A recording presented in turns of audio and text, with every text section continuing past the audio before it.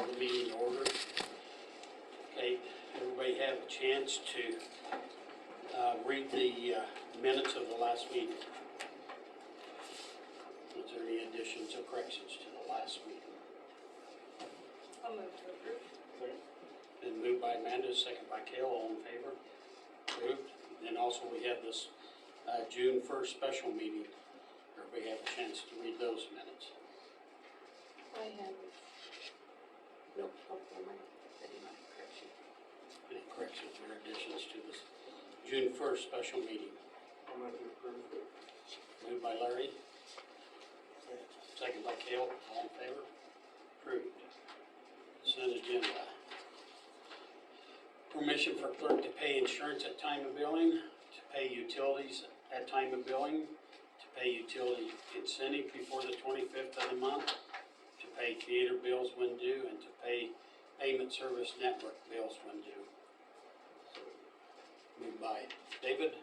Second by Amanda, all in favor? Approved. Okay, we're gonna move Lauren up for a second on some ordinance summary. I just need, not my full report, just ordinance. There's a summary on the share drive of 633 and 635. Kansas statutes allow a summary to be published rather than the full ordinance, provided that the full ordinance is available in the office and on the website for no less than a week. So rather than having to publish that giant ordinance and have all those publication costs, these are my two proposed summaries for the two longer ordinances. I felt like it wasn't necessary when it's just one section that's being amended. But for the two longer ordinances, which is the event permits for enhanced zero malt beverage or liquor, and then the revisions of Article 5, Chapter 15, which is the solid waste. I have sent these to the paper already tentatively. They have to go to publication tonight, and they are waiting on an email giving them the okay or any revisions. So that's why these are happening now. Does anyone have any questions on Yeah, that? is there any questions on? And I will say the ordinances are already out on the website. Any further questions? If not, do I hear a motion to approve the summaries to those ordinances? So, second. Moved by David, second by Larry, all in favor? Approved. Thank you. I don't know if I'm ready. Okay, we'll move to the options domestic violence. Are they here? I guess No. not. Okay. Cheyenne County Development Corporation. Ellen. Well, I would like to introduce Chris Olson. She's the new director, started June 1st. Welcome. Sure. Welcome. Yes. Yeah. And since she's new, Carrie asked me if I would give the presentation this evening, so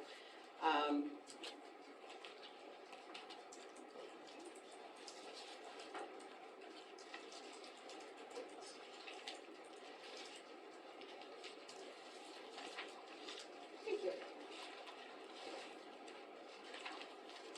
So the second page has our mission statement, which is to support business and tourism for the economic prosperity of Cheyenne County.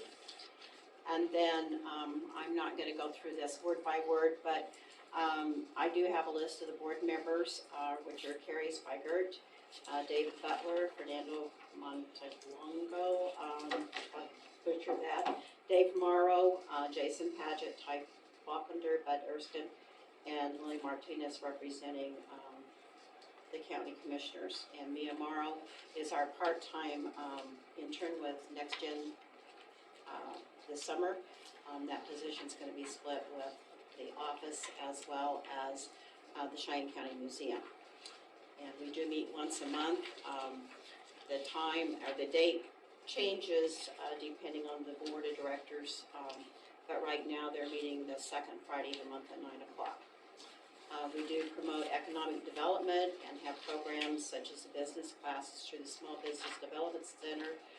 SCORE, which is a group of mostly retired business people out of Wichita, who act as mentors if that's available to the businesses, and the Small Business Administration. And then we have notebooks that, these are for someone who's starting a business plan notebook. And then we've got another one for if someone is exiting a business, either through retirement or they want to sell it, that they can come in and get those.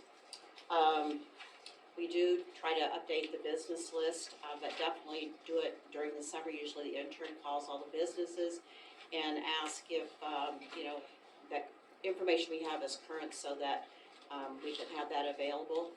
If someone wants a business list, we just give them usually the name of the business and the address. We don't give them out any other information because we don't want to give a bunch of emails so people get swamped of that.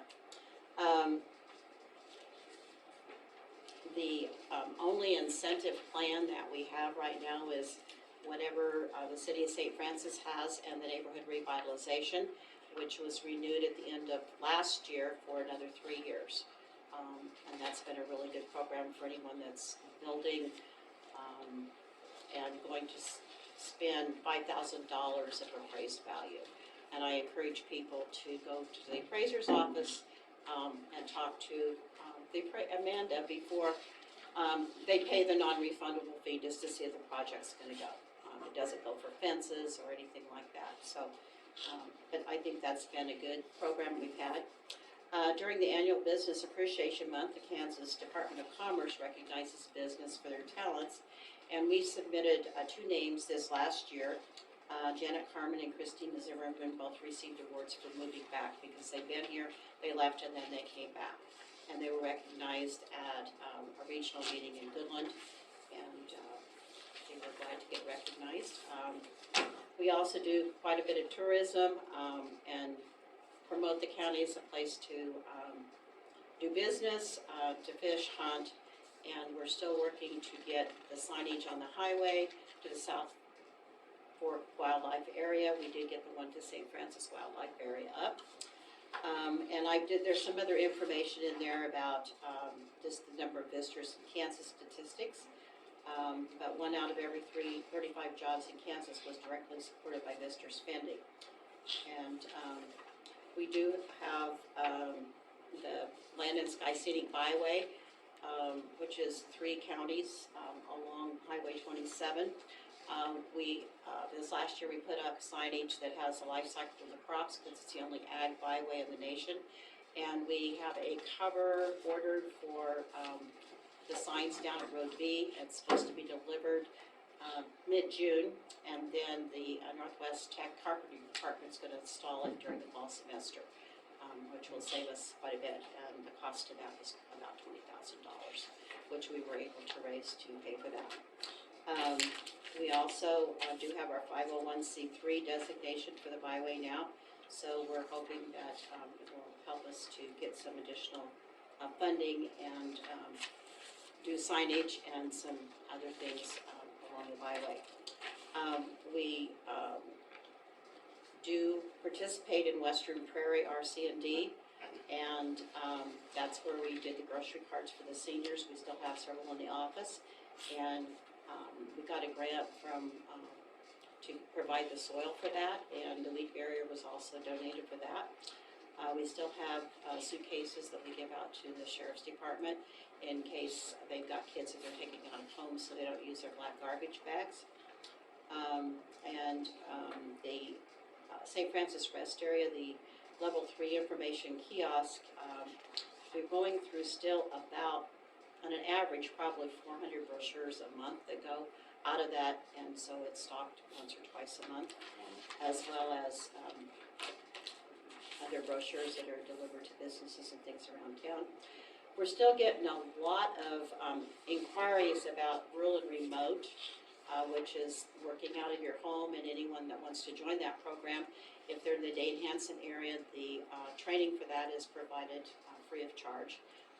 And I'm not really sure where all the inquiries are coming, but we're getting a lot of them lately, so I'm not sure where all is out there. The Mailboxes were delivered to both school districts for the seniors when they graduated this year. And we also provide for special events, like at the Treasurer's Office or Road and Bridge have a regional something coming up that we do provide bags of local information to them.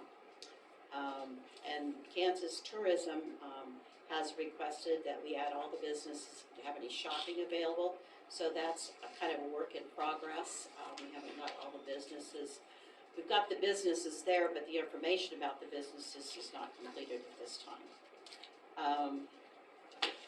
And then we partner with the Kansas Department of Commerce, which also does tourism, the Campbell Stanfler Foundation, Kansas Small Business Development Center, Workforce One, and Network Kansas, through which now the entire county is an e-community. So hopefully the students in St. Francis will be participating more in that program, which they haven't been able to do in the past. And we also belong to PCDI, or the Pioneer Country Development, out of Hill City. And we have memberships in Travel Council, Tour Kansas, and the travel industry of Kansas and Highway 36. And for those of you who might not be ready or are thinking of getting rid of stuff, don't forget the Treasure Hunt is coming up in September. This year they did send out a notice for the best pie in the county, and that was awarded to the Hen House Restaurant that's at the sale barn on Fridays when they're open. And that was voted on by local people. It was on Facebook. Basically, we are still doing the same things that we've done in the past. We're looking at maybe some more fundraisers and things like that. We generally have had a booth at the State Fair, both for the Land and Sky Scenic Byway and also for Cheyenne County. However, the new tourism director is making some changes, so that booth may not be available to us. So Northwest Kansas Travel Council will be doing a weekend event where we promote our area, but we're writing some letters and hope that that would change, so we have the opportunity to do one-on-one for specific, like the county or the byway, and talk to people.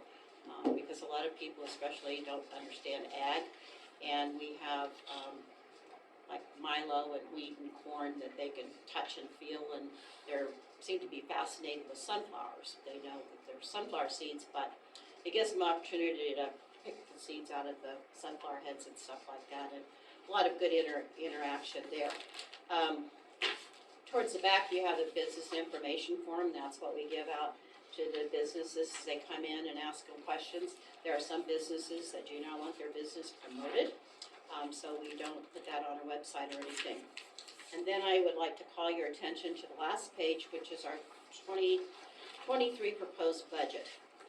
And because everything is raising in price, that we have made some adjustments for that, but it's pretty much the same it's been in the past, except for there is a line item for benefits and phone stipend. As you know, that the city's been extremely generous with CCDC and giving us periodic raises, and we really appreciate that. But I also wanted you to just kind of know that unfortunately we're a little bit behind on where the office needs to be for someone that's directing it. So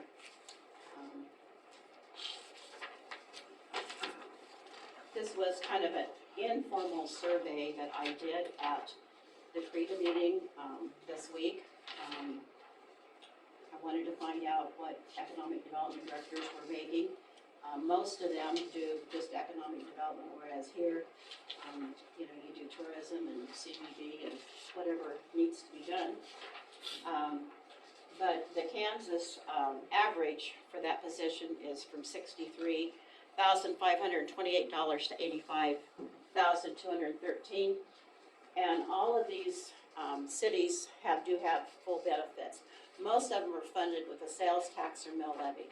But Lincoln, the gal's been there for 8 years, and she's making $61,000. There's a new person in Russell making $50,000. Greeley County, which is the smallest in the state, has a new person who's making $55,000. Grant County, the director's been there for 9 years, making $65,000. Phillips County has a new director at $55,000, and Scott County, the gal's been there for 13 years and is making $62,000. Norton has a budget of $102,000. Actually $139,330, and the $102,000 is split between the director and the assistant. And then the assistants in Dodge City, there's 2 of those, they each make $50,000. And one of the things that one of the counties did in order for the director to have benefits is they made her on the board of directors for the electric company, so that's something I mentioned to the board, that maybe that would be a consideration if we could partner with them. And then currently Cheyenne County is $31,000 with no benefits. And then on salary.com, I just listed what they had to say about how much someone makes, and also on ZipRecruiter, and just note that Kansas rate number 46 out of 50 states in wages. So if council would consider it, we would like for you to consider maybe some additional funding for benefits, and then phone stipend of $50 a month. And the only other thing I have is that this program, Kansas at Your Service, these notebooks are being handed out to all our lodging, and it has information in here and flyers and things, and Chris is going to put a list of the shopping in these. But these will be in all the lodging establishments throughout the county. And we have quite a few that are Airbnbs, so we'll try to get those in there too. So these are pretty much all ready to go, except Chris does want to add some shopping to it. And if you have any questions, I'd be happy to answer. Anybody have any questions? Do you wanna have Chris tell about himself? Sure, Chris, tell them about you. I'm Chris Olson, and some of you might know me. I used to work for Burr City Century too, so that's kind of where some of my economic development started. But I'm originally from Colorado. I don't know what else to tell you guys. So I'm very, very excited about this new position. I have a lot of ideas, so hopefully we can all work together and make some new exciting things happen for our community. Welcome, yes. We all, well, I think we love Helen, we didn't know if we were gonna be able to find someone to step in the shoes, but I think Chris is gonna do a good job. I think we've got a good base, and we've done a lot of things, but it's time for somebody to have some new ideas and some new enthusiastic proposals. And I think Chris we've spent 2 weeks in the office, and kind of got her off and running, and it's kind of a hard situation with having an intern at the same time. But I think you'll enjoy her, and I think she'll be a good asset to the community. And we want to thank you for all your hard work for the years, and I know it's time to retire. And thank you for all your support. It's been a great place to work. Thanks for all your time. Yeah.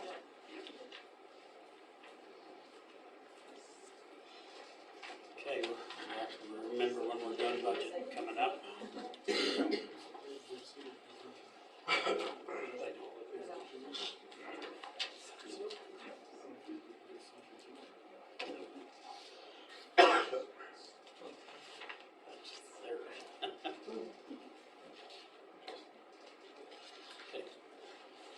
a good job, though.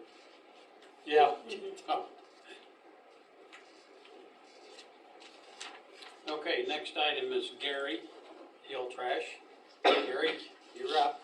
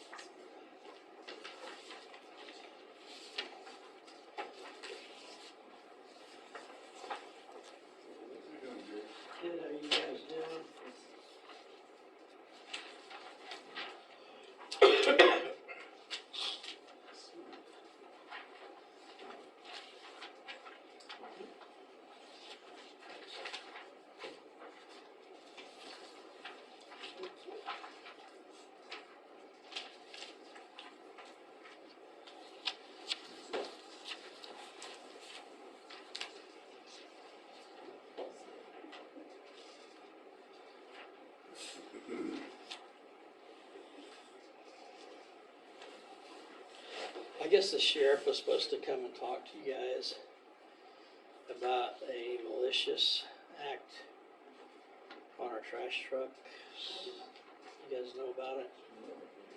That shouldn't be open meeting. The sheriff was supposed to bring it over here, and he said it was supposed to go to district court. We don't have anything to do with this truck.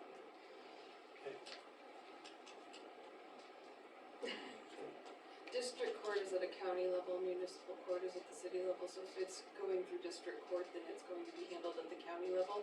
And the commissioners and the county attorney may be the one you wanna discuss that with. Okay. The sheriff contacted me, he said that he would bring it to the meeting tonight.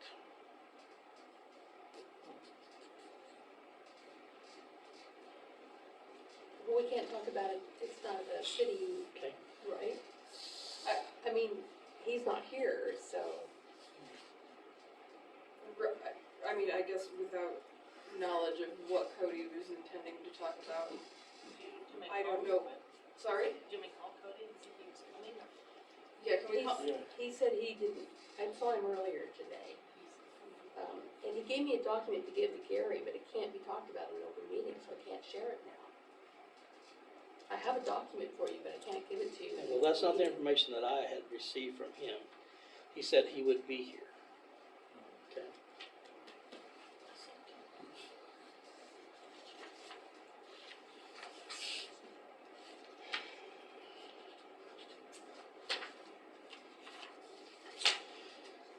Alrighty, this is what you have in front of you there is our expenditures on our trucks and our equipment, and I did it from 10 months back, so you guys can see exactly where we're at on our trash trucks. I have all the paperwork here with me to back this all up. Maybe not exactly to the penny, but it's gonna be awfully close. The utilities, 10-month average, that's on our lot rent out here where I'm at, and that's for electricity out there. The landfill fees for the city of St. Francis, $1,597.68. The repairs on the 4 trucks that we have up here, that's for the additional trucks we got, 57, 56, and 58. Those are the side load trucks when we went to automation. And you guys all know why we went to automation, it's because we could not have help. I had one of my guys quit. I finally begged him to come back, and he went back to work for me in another position within the company. And you can't pick up all of St. Francis's trash with one guy that weighs 129 or 30 pounds. It just can't happen. So that is parts only. We have our own mechanic, actually 2 mechanics that we have working on our trucks, but this is just the cost of parts only. Now some of that cost that's in there is repairs at Marini Diesel in Denver, because we can't get those motors that are in those trucks worked on locally. There's nobody in Colby. Actually, there's nobody in Hayes or Dodge City or Garden City. The closest place is either Salina or Denver, because of their smaller engines that go just in trash trucks. But virtually all the trash trucks got these same motors in them. The insurance for the 4 trucks, there's my monthly average. There's the bank notes. This is the money we borrowed specifically for the trucks for St. Francis. There's our diesel for the month of May, and then there's our gasoline for the month of May. The gasoline was figured at $4.25. When I left Sharon Springs, it was $4.99, and the diesel, well, you guys know what it did in the last week or so. Monthly wages for 4 employees. That's for 3 guys, 12 hours on Tuesday. The guys in and Sharon Springs leave at 5. One of them does, the other two leave at 5:30. And those are different times. We leave at 5 from Sharon Spring Mountain. Those guys leave at 5:30 on Central Time. So they leave a little bit earlier because they come and start the trucks and what have you. And then the lot rent out here. So that gives us a net operating cost of $19,438.77. Current payment is $13,844.16. And the current loss this in the month of May was $5,594.61. Your proposal brings it up to $15,800.40. That still leaves us with a negative balance of $30,638.37.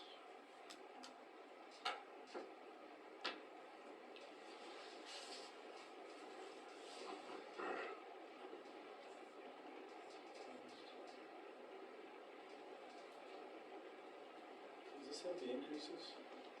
Yes. When was that effective? When you sign the contract. So the last year's, we were behind, and we cut a separate check for what we owed him. And then we added the 2% increase when we were talking about this last. Right. So he's been up to date until this renewal, and then he met with the mayor and I, and that 1890 was the number that he gave us. Correct, but you understand, I told you that's for an individual household, yes, it was, an individual household for an individual cart. And I told you we needed to do an audit, which was never been done in the city, for the city, has never audited this, the city for me. We haven't been a part of the audit, Don't come there, not me. okay? We've never been a part of the audit, we never have had an audit. I have begged JR to give us an audit, so we know what's going on, and I've asked him what we're getting paid for the commercial business, because the 1890, that the way that that's said in the contract there, I don't have a contract with me. It says per, Are you referencing the 2017 contract or the 2022 proposed? no, I'm talking about this one right here, this one right here. It says,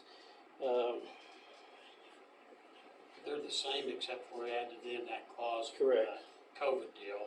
right, They're the same. We just punched in the 1890 instead of the 16. correct. And like I said, that was a per cart, per individual, and I have never seen what the prices are paid to us for a commercial, on any commercial accounts. I've asked JR for it the full, after the first year, and then I asked JR to give me what we're getting paid for the commercial, because the commercial's where the tonnage is at. The account was for account service. The contract was for account service, and Yeah. that's how it was written in 2017. Right, that's what I'm telling you, that's why I said that I was not gonna sign this, because the accounts service means household accounts service. That means every single account that's serviced with, when we go in there with our sidearm trucks, and we do that, we do it with the sidearm truck, okay? Then the commercial stuff that I have never figured out what I get paid for, nobody has ever told me what we get paid for. So I'm asking the city council, is a business downtown, it's got a 6-yard dumpster getting charged the same price as a individual that has a cart at their house? We went over that last meeting. What is that, We just changed it, right? We just updated it. Gary, the discussion, may I say Yeah. what my understanding was of the discussion? We were talking about it based on the previous contract, which was by account service. And that we averaged it, we took it up to 840, because that's a little more than what we typically have on average. And when we were talking about it, we were looking at the current rate, which was 16, whatever, Whatever it was. and you added 2% to that. Correct? And we asked, what do you need for fuel and stuff, and you came up with $2, Yep. And I told May you, I? go ahead.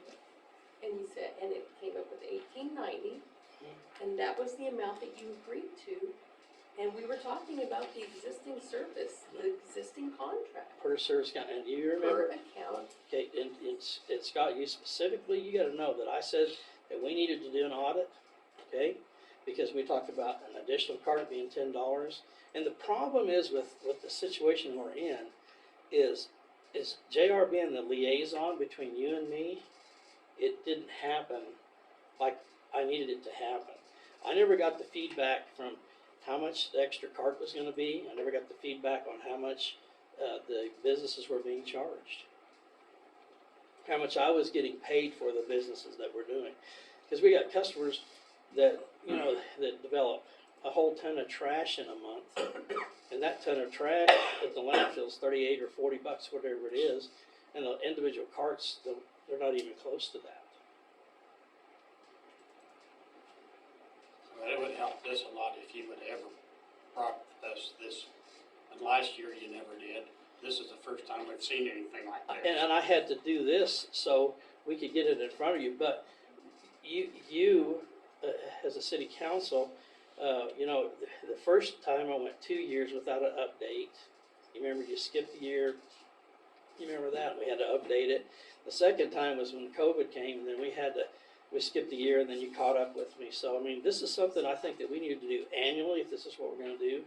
But I need to know, as a businessman, what I'm getting paid for accounts that are not individual household accounts, commercial accounts, commercial dumpsters, extra carts, because my truck does twice as much work for 2 carts as it does for 1 cart. It wears out faster than it does if there's 1 cart at one person's house or 2 carts at the next house. Yes, it was my understanding that when you initially came and visited with us, it was per account, was what you were basing your number off of. That's what I'm trying to say to you. I told JR I needed to see where we are at on those so we could get you a number per account.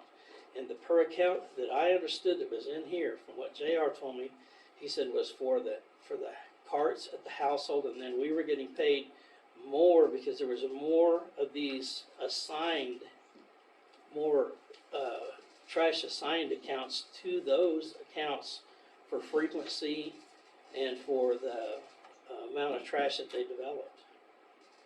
Like I said, these were conversations you had with JR. I know, saying that's that we don't. I know, and he doesn't work here anymore, and I guess my frustration is with that, is that I never got the feedback from what I needed to know, so I could base on how much our increase on how you built, because I still don't understand how you build it.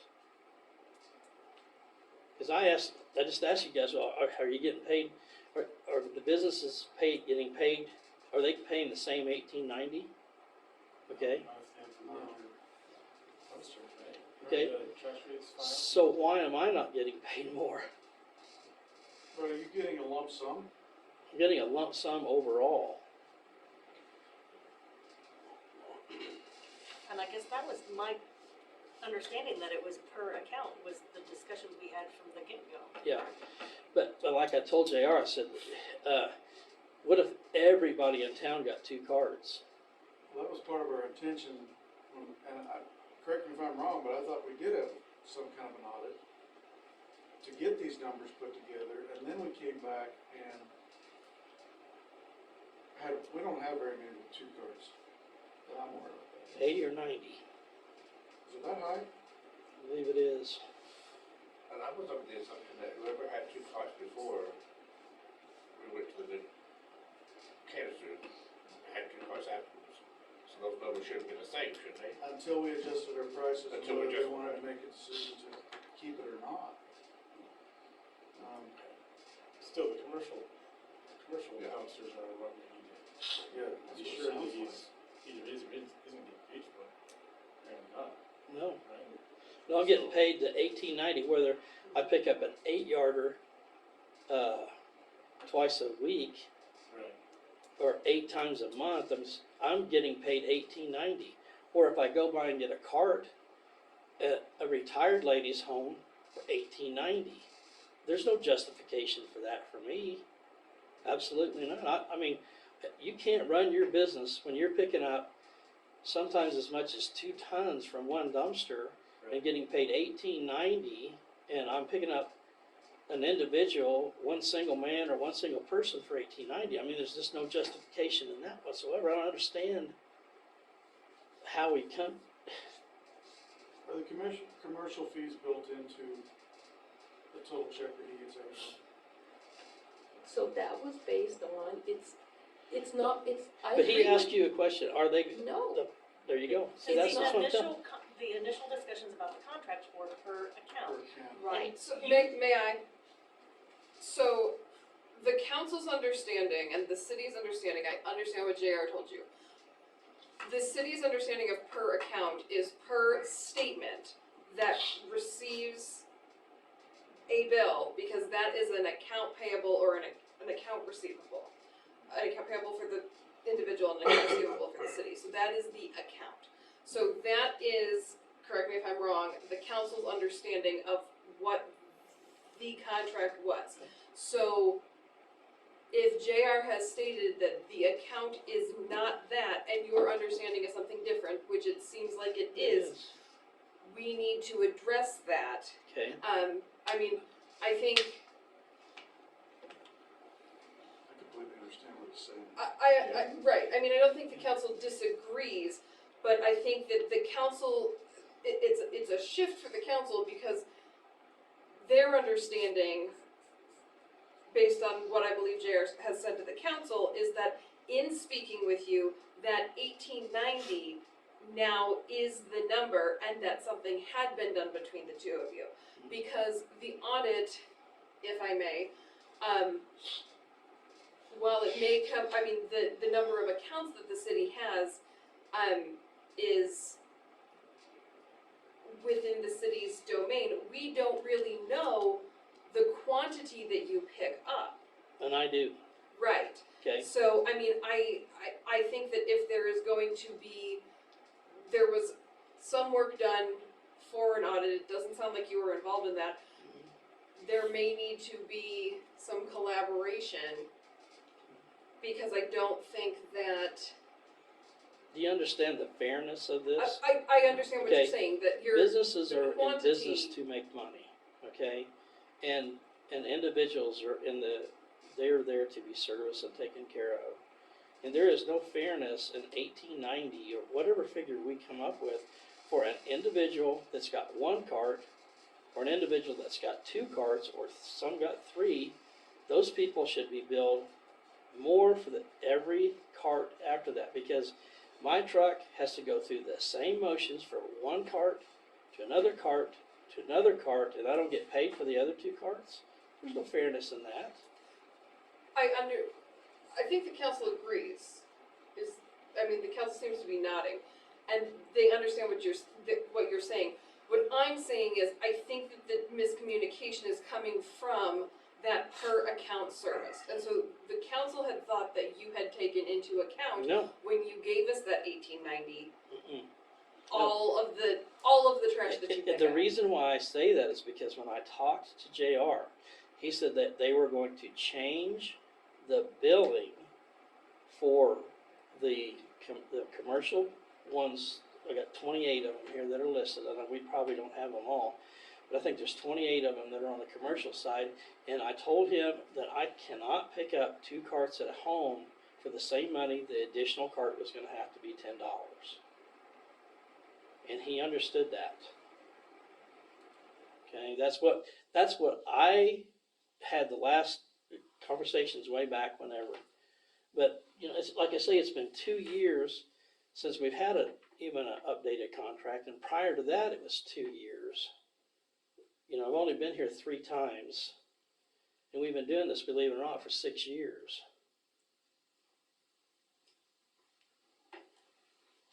I guess, do you have a proposal of what you, Do you have the list of 28 I do, extra dumpsters? I do, as well? I do. But we only have, what, about 12 4 and 6 yard dump, the big, There's 12 on this list. So Gary, I have a question for you. Okay, When you're talking about the $10, correct. and you've talked to me about the $10, Right. is that what you are saying that you're gonna propose tonight, that when you pick up a second card, it's gonna be $10? or you think that's what we should have charged our customers, $10? However it gets to me. You know, what I'm saying is, So you're asking $10 for an additional card? correct. So, Okay, because we pick up trash all over. Okay, we absolutely pick that up. Sharon Springs, Weston, Colby, Goodland, everywhere. And every additional cart is $10 To you. to me. Yeah. On top of what we charge out. So here's a good example. I have somebody that wants a cart and it's not big enough, so they get another one. We charge them $10 more. They have too much. You know, they go from a married couple to a baby, and it goes from one cart, home and diapers are killing us. We got to have 2 carts. They get charged my rate plus another $10. In Sharon Springs, we're at $17. Okay, plus an additional $10. But the $17 that I'm doing it for, I have 0 landfill fees, none. And I'm getting ready to go up on our rates there because it's hard to make it at what I'm doing it at 17. So, and then if they have another cart, it's another $10. And we got customers that got 3 and 4 carts. And so that happens. The other thing is customers will say, I want an additional cart from April to November or April to October because that's their mowing grass. They've got extra trash out there. I mean, all of the things that they're doing. So what they want 2 carts, it's $20. So that's what we do. And that doesn't matter whether it's St. Francis, Sharon Springs, Weston, Wallace, Goodland, Colby, Winona, you know, all the places that we go to. There's no place that doesn't get charged an extra cart charge. Okay? No place. Makes So, sense. yeah. I mean, my truck does, in Goodland, they're double. Okay? They charge $17 for a cart. On another cart, it's $34. That's what they do. So I call the city and ask them. That's what they do there. So and that was my, from talking to JR and the understanding of how this is written on a per basis, okay? That was on a per basis for the carts that we were tipping. And from what I understand, he figured out, this is what I was under the assumption all this time, that they figured out how many carts was in a dumpster to get the number to 836 or 839 or 8 whatever it is up to, okay? But then I find out, after we done a count, that that's not true, okay? That's not true at all. We're not getting paid. And then the other thing is the tonnage that we're getting. There's some places got 3 dumpsters and 2 carts here in town. Some places we pick up 2 6-yarders. Some places we pick up 2 8-yarders.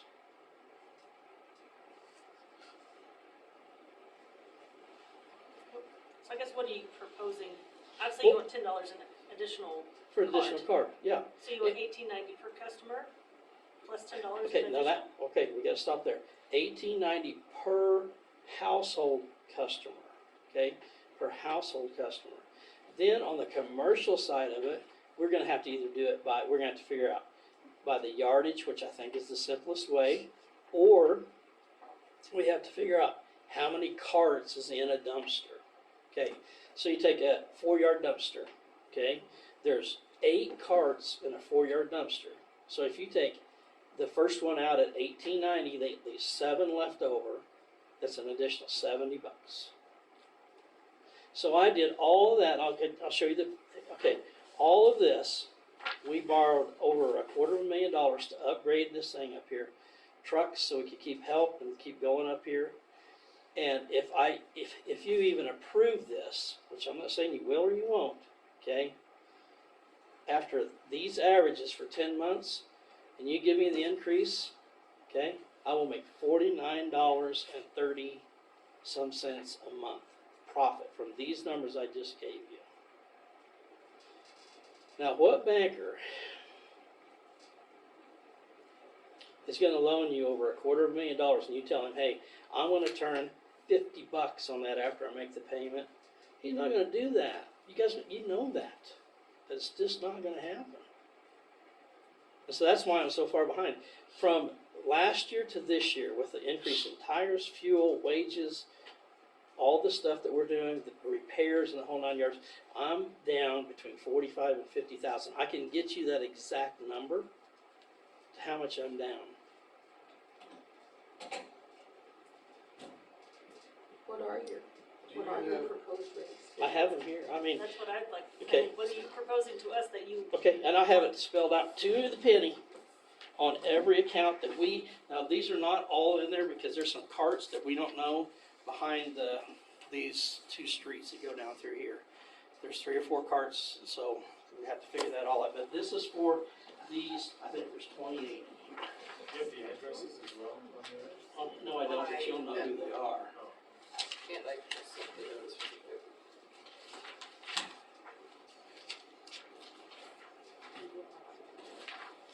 Yeah, well, Yeah, those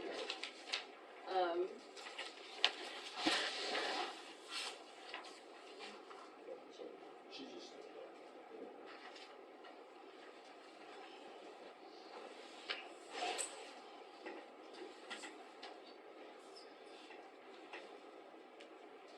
So you I can, can, as far as going through the alley, I can clear up, just off of Scott in the alley. One of those is my office, one of those is the Vision Source, one of those is the pharmacy. And Correct. we all put them out together. So there are 3 carts there, but Right. there are 3 separate businesses. correct. And see, and how to remedy that we don't know is audit, okay? So I don't know whether should get paid $18.90 times 3 or $18.90 plus 10 plus 10. See what I'm saying? I don't understand. So you guys have to help me with that. And the only way we can get it figured out is audit.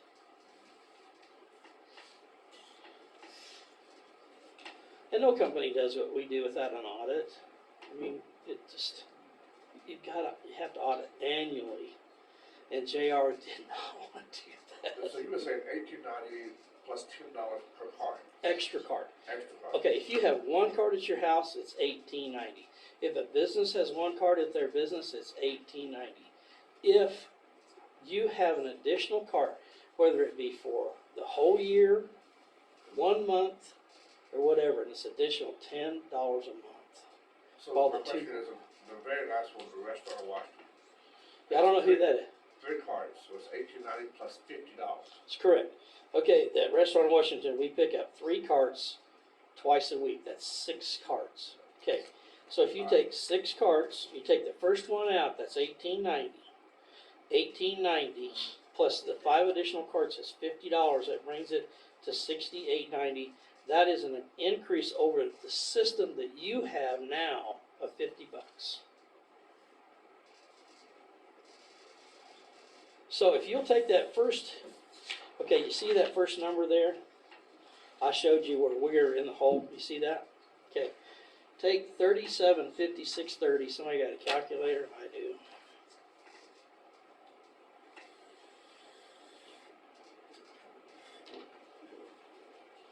$37 5630 minus 36 38 37 $117.93 a month, as it shows to me for profit. So if you look at the payment there, you say, well, you'll have all that money when the payment gets through.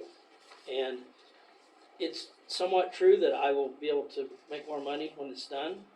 But at the end of the 5 years, because we've only been here into the deal for a year on the new stuff, at the end of 5 years, what's the condition of my trucks? So I either have to upgrade and pay the difference, or I have to refurbish them. I called Bridgeport, that's the manufacturer's company's name, on the Bridgeports. He said the average to go through those trucks is $40,000 on the body alone. That's the arm, the cylinders, no hydraulic pumps, okay? The arms, the cylinders, the push blades, the lift cylinders, the eject cylinders, all that. Just the arm alone on one of those is $12,000. To get it here is $1,500. To send it back to get refurbished is $1,500, and it's a 20-hour job to put it on. So you're messing with trash trucks. It costs a lot of money.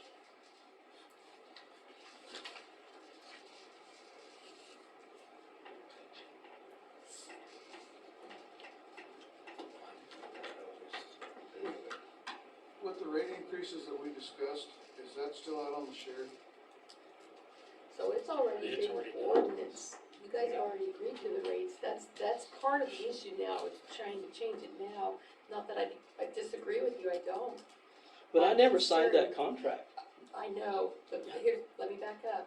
But the council went with what they understood to be correct and set the rates for our customers. And I know that's not your problem. I'm just saying that was done. Mhm. So, it is a problem because of that. Okay. And like I told you when I was here, I said, that's what we need to do, and I told JR, I said, we have got to get together and audit, and we have to go over the commercial accounts, and I know that I'm not going to do that without an additional $10 per cart. Because like I say, if I had 2 carts at every house in this town, and I didn't get paid one more penny, instead of my trucks being wore out in 5 years, they're wore out in 2.5 years. Because I'm doing twice the work and not getting one penny And back. I totally get where you're coming from. Can I interject Sure. 1 second? If there's a chance that we're changing, the ordinance is not going to affect until it is published. We're publishing summary and that was sent. If we're going to be changing that, I need to get in contact with paper right now and tell them that we're changing that. Just keep in mind that all the customers have been notified of the new rates. So But they understand that there's an extra fee for a second card. Yes, but it's I not guess- going to cover. But are you guys getting an extra fee for an extra cart? We are not charging our customers $18.90. Okay. So No, I'm asking, are you getting an extra fee for an extra cart? we are. And I'm left out on that, I'm the one But we're doing not the charging work. them $18.90 for the first card. But I'm doing the work. I'm the one with the expenses. I'm the one with the trucks and the manpower and everything. I'm doing all of that and I don't get one dime more. Gary, so I think what's happened, it's like they're talking about here, so the contract has always said per account service. So, like what Lauren said, when we talking about an account, we talk about that's like a house. So a house is an account. Correct. So what I think has happened is there's been a big miscommunication.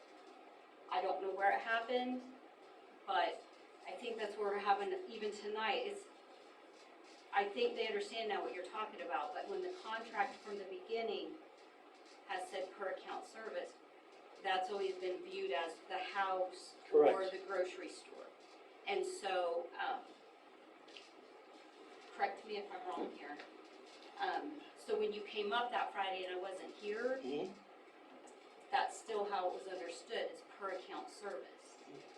Per household account service, per Right, cart. and so, Per but cart. there's no qualifier in the contract. Correct. and But- so, but even for us, even the business is an account. So that's how you, I mean, Yeah. as you know, you and I talked about that, that's how you get paid. So it didn't matter if it was a business or a house. So now and Lila's right, with some of these, I mean, going to this tonnage, which makes complete sense. Mhm. Um, Let me ask you, did all your city council's members understood it that way? No, that's what I'm saying. That's He why didn't- I understand your frustration, but You hopefully didn't you can understand it? ours, because this would have been nice to have had a year ago. Well, but we didn't have that. Yeah, Right. We didn't have any of this information at all. But- I guess So I what understood it. But here's what brought this to a climactic end. When I'm losing $5,000 and $6,000, $4,000 a month, it's something we have to get rectified. And I have literally begged JR and told him I have got to get in front of the city council. I have got to come up and we have got to sit down and address the extra cart and the commercial ones. I guess, and maybe I misunderstood it differently, but I was under the impression that this had all been averaged out, and the $18.90 was for everything. That's the way I was under the understanding of what the I contract. think that's what all of our, and just so, that was all of our understanding, so it's not a slight on you, it's We just thought- that's But- kinda how it's communicated. But at that number, David, you had to have known that businesses had to have been charged more money somehow, some way over a household account. Because I don't think I don't think the people of St. Francis understand that the way it's now is, I'm getting paid $18.90 for doing the school with 2 6-yarders and all their carts, $18.90. And- Y'all correct me, and that was quite a while, maybe, was it a year ago you were here last time? 2 years. 2 years, it's been that long. It has. But I thought when we agreed upon that, it was agreed upon mutually, us and Mr. Hill, was that correct? Or am I misremembering that? But I guess where the misunderstanding was, I thought that the account services, that meant that equality was they were gonna figure out how many carts went for each dumpster, and it added to the 839. In other words, I figured that you guys had 600 accounts that were household. And the extra 200 that you come up with was assessed by the rate, the how much each dumpster developed at each business. You see what I'm saying? They had a formula that's what JR said, we had a formula to figure out what those you're getting charged. So I'm asking you, are the businesses getting charged more money than the household? Under the new, You just started, right? Well, Right. it's not published, so it's not approved, so, correct, isn't that what you said that it? right, I mean, the ordinance goes into effect on Wednesday, and we've sent it for publication. So So, so the answer to your question is that the rate for the business rate is going to be more than the residential rate. absolutely, that's where the tonnage comes from. That's where my $2,000 a month bill comes from at the landfill. The household stuff is not, I mean, it's not none of it, but it's a way lesser part of it. Because you go to school, you pick up an 8-yard dumpster, what's a school here? 6-yard dumpster, twice a week that's wet with milk and food and stuff out of the kitchen. That thing is ridiculously heavy, so I'm getting paid $18.90 for that? No way. That can't be right. No, it can't be right. It's because it was not based on. It's, I know. But what I'm saying Somehow is, this all got you, dropped. but if these other council members don't understand that, how am I supposed to understand it as a businessman, how you come up with how you figured that? How did you come up with that number? Because you told us. No, I didn't. I gave Show you, the no. number. I gave you a price per household, per unit, not But for We the, can argue this that is, online. Yeah. this is coming down to, your understanding was that account meant household. And the council's understanding was that account meant anyone who receives a bill. And so the council understood that, the council believed that when you said $18.90, that was what you needed per account. You would come up with it knowing this information that you knew, which hadn't been given to the city. So the council was under the understanding that you had accounted for that. okay, You were under the understanding, because JR had made the statement, that account meant household.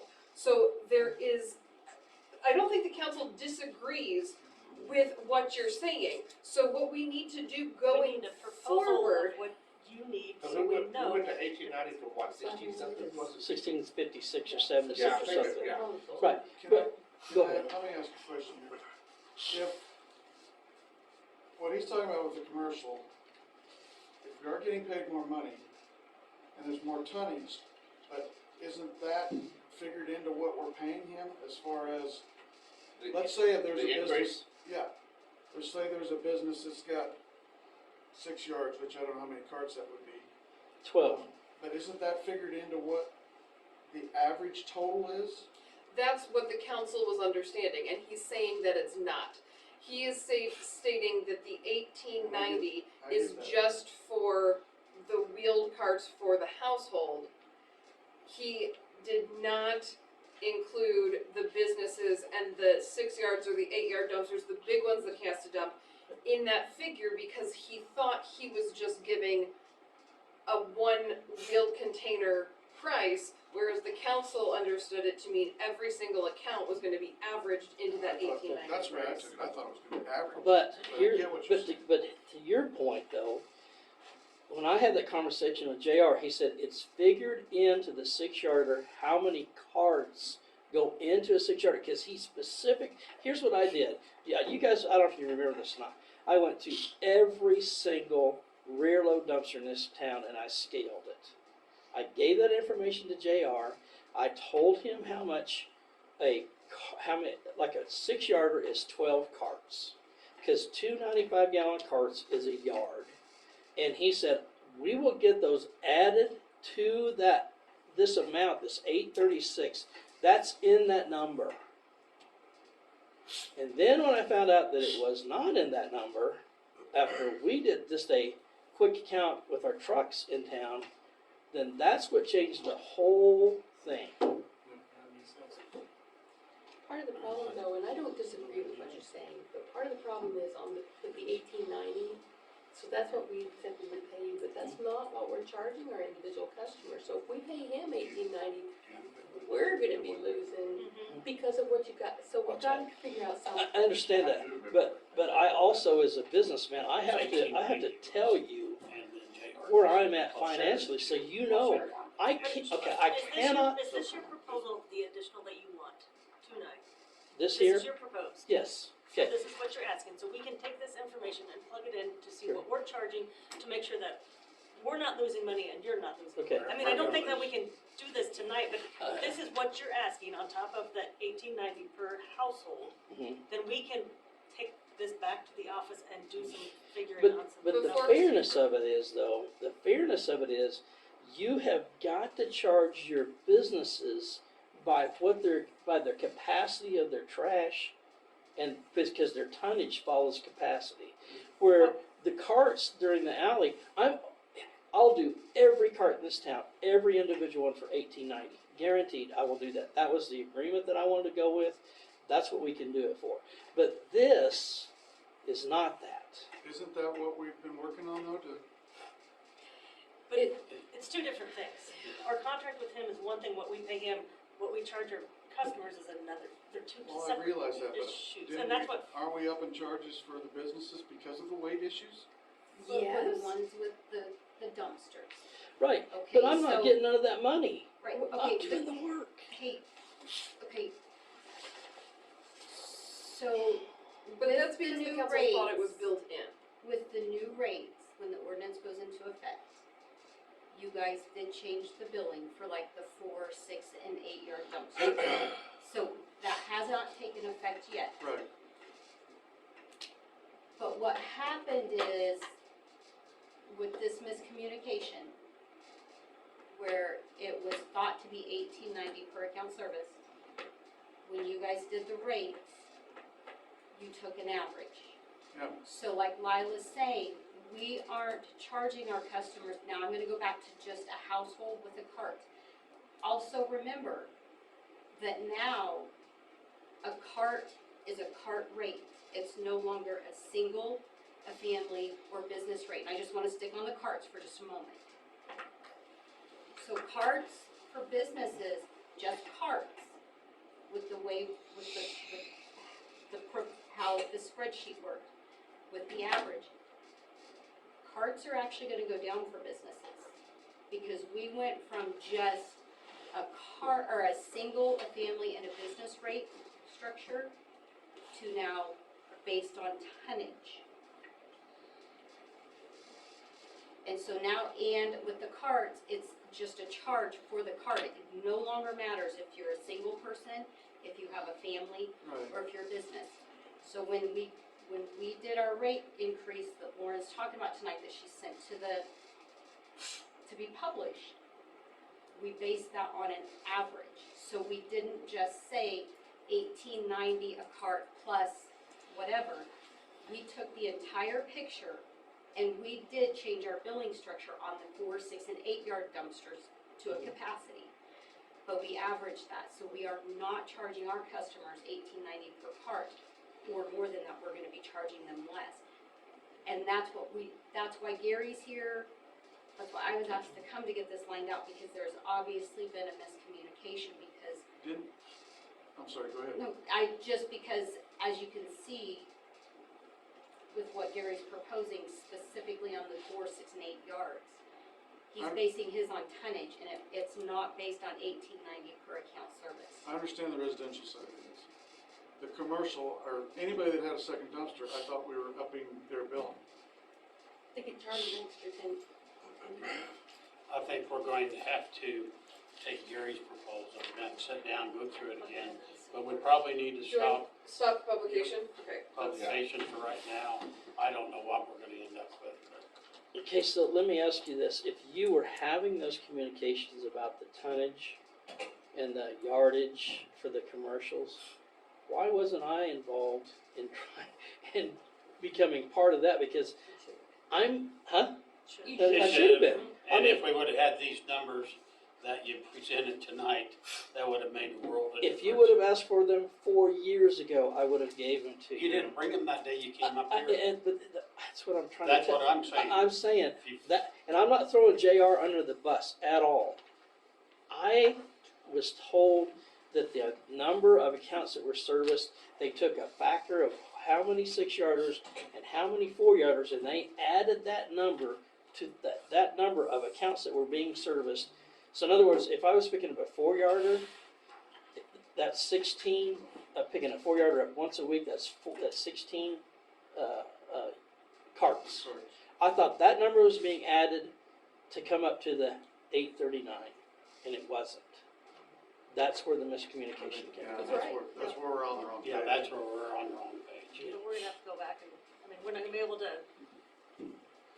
But if this is, But at if least- this is your proposal, we can take this and try to That's my figure proposal, something yeah. out. But I also wanted to tell you, if you will look at the numbers, I'm not getting rich off this, folks. I'm just trying to get out of the debt load and the price of fuel and tires and wages and all that stuff.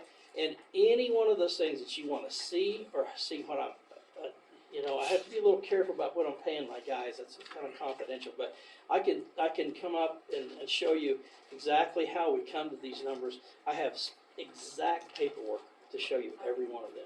Absolutely, absolutely. sounds good, well, it sounds like we'll We'll rework it. rework it and be in communication with you, so we're all on the Thank same you. page going forward, yep. You're welcome. Proof of insurance, I never was asked for that for 2 years, and I have both of the copies of 2021 and 2022, so that the city knows that I've insured. I have both the copies in here of work comp for 2021 and 2022. I wasn't asked for that either, and it's in here. I have, do you have the book, Delphine, for the trucks? I have the truck insurance from Eklund's Insurance. It's in a folder. I have every single truck that's in there. It's fully insured and DOT'd every year.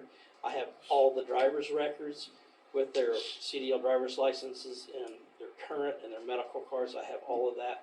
None of that's diminished on my part. It's always been there. I haven't been asked for it. I think I should be asked for it annually. I think we should have this conversation annually and, to go through this stuff. So there's no miscommunications from now on. Yeah. The other thing is, too, when can we do an audit? And I know that's work, guys. It's work for me because I have got to bring one of my guys up here for 1, 2, 3 days, wherever it is, to wind through the alleys and I've got to get with Dan and he knows about this. There's some alleys where my trucks, when we go through there, the mirrors laying against the doors. And so I've got to get those trimmed so I can get my trucks through there. Okay, we'll work on all this and Okay. see where we can come up with. Okay. We do appreciate, and we know you've had some headaches here lately.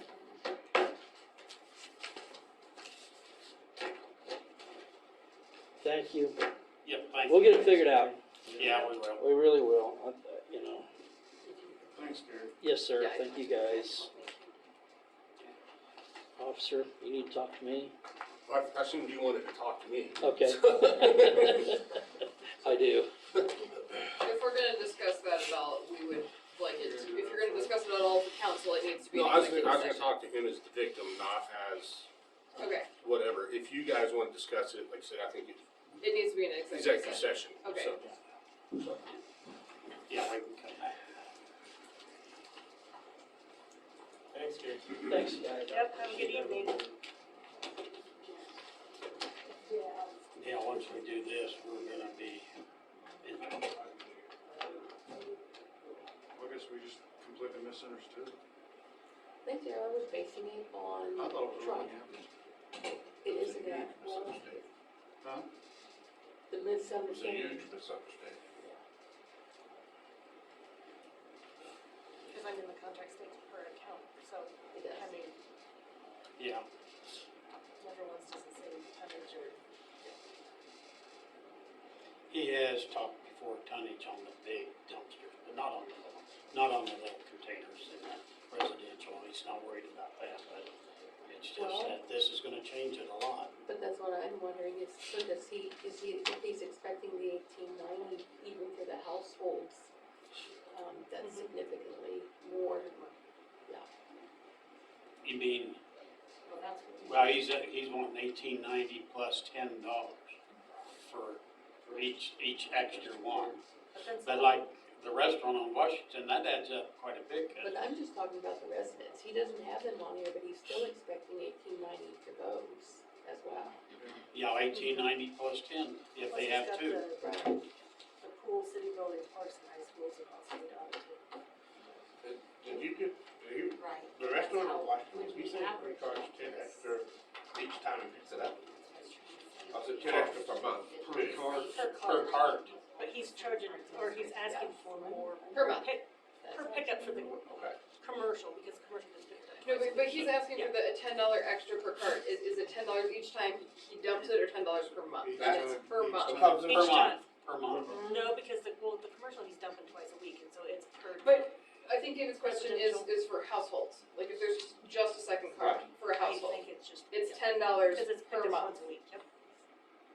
Because the 1890 isn't per dump, the 1890 is per But month. that could add up quick. I mean, really Right.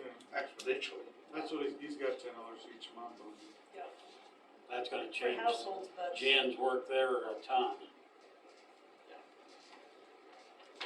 Many times. And No again, pun. it makes us, it I bet. makes us look. But we've already sent notification. And did she get it stopped? Yeah, she I got the that. publication stuff, but I mean, the ordinance was But we voted said, on. We're gonna have to do a repeal. I'm about to look into how we go about repealing it when it hasn't technically gone into effect. But we did send out a letter We did. in their deals what it was gonna be, and so we're gonna have to readjust that or we're gonna be absorbing a big loss. I think that perhaps maybe you wanna send out something with this month's bills. Have they gone out yet? They will, I think we just need to figure out where we're at. Well, I think it would, You're not gonna lose anything per se on, break even on household accounts. I no. think It's 1625. 1625. I think we just need to get the numbers Is computed so we know. what you send before we- letters out for? Because the spreadsheet was based on, like Jen said, an average. And the amount that we had up with that we thought he needed was based on the number of accounts and that 1890. So that's the number we were shooting for. That was 1890 times account service, period. And that's how, then the spreadsheet calculated out what we needed to do to get to that plus a little bit. So we're charging $16.25, but he's asking for $18.90. That $18.90 was the figure we threw out.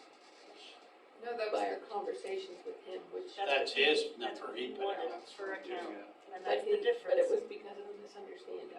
What we charge and what we pay him. are And I know when we two went to the 1890, diesel was 70% cheaper than it is now. separate things.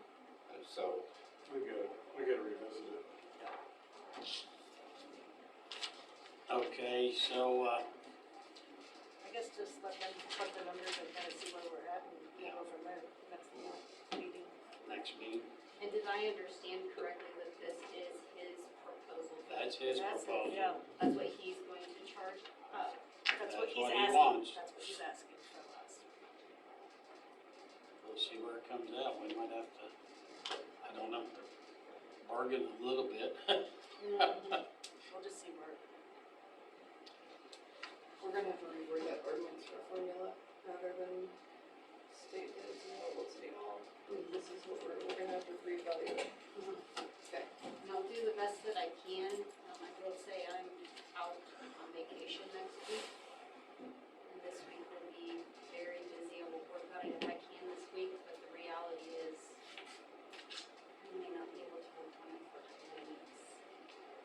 it is what it is. I mean, But is there a point, if I may interject, is there a point on working on it until there is a collective audit? I mean, it sounds to me like there needs to be a time where he gets his guys to go through and I don't know, count the, I mean, but that's on him, if he wants to come up and audit them, like, I don't, Don't we have We did something about we've audit. got something that's pretty close to Yes. that audit. I think, let's do a little look, because I think we're awfully close. And some things have changed, because we're already talking about one restaurant that we're changing things at it. And so there's gonna be some things that are gonna be changed around a little bit, but I don't know if we're gonna have to, start Clover and doing our audit this go around. I think we got enough information to come up with it. Cause JR did have some of that done, That's so. what I thought too. Okay,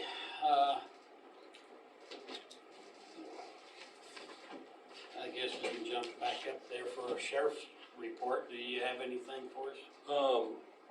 We have some things that I wanna talk about in executive session. Okay, okay. Do you wanna wait till clear to the end? Do you wanna, I got somebody waiting for me if we can do Okay. it now. well, then we're gonna have to go into executive session for how long? I think we could get it done in 10 minutes. 10 minutes? for what topic? What did I say? pending litigation. Pending, I mean, if they're pending cases, is that? pending cases. So attorney-client privilege? Cause he's not, and he is a contractor, he's not a Yeah. employee, so Correct, we have but to, I would think it would fall under attorney, That's I mean, what- if it's pending litigation stuff, that it would is that be. what it is, pending litigation Yeah, against the city? No. Not even, Hold it's on. about the trash. She'll figure it out. I've got the exceptions up, let me just take a look.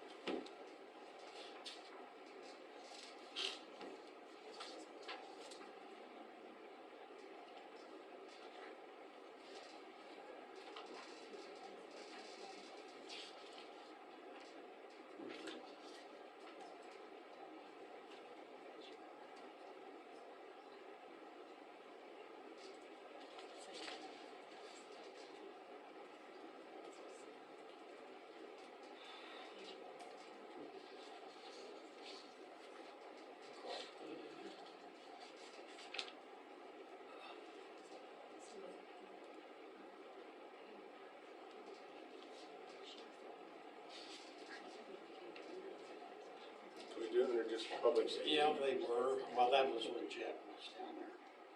You can do it under, public safety is only to discuss matters relating to security measures. If this discussion of such matters at an open meeting would jeopardize such security measures that protect A, systems, facilities, or equipment used in the production or transmission of water, energy, or communications service, transportation and sewer or wastewater systems, facilities or equipment, a public body or agency, public building or building information, or private property or persons if the matter is submitted to public body or agency for purposes of this paragraph.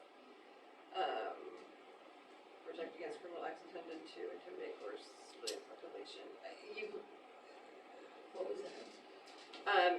It could be for security measures pertaining to private property or persons if the matter is submitted to the public body or agency for the purposes of this paragraph. Is it something about criminal acts? 'Cause that's what it I think since we're articulating the transportation of waste, the security of the transportation at least.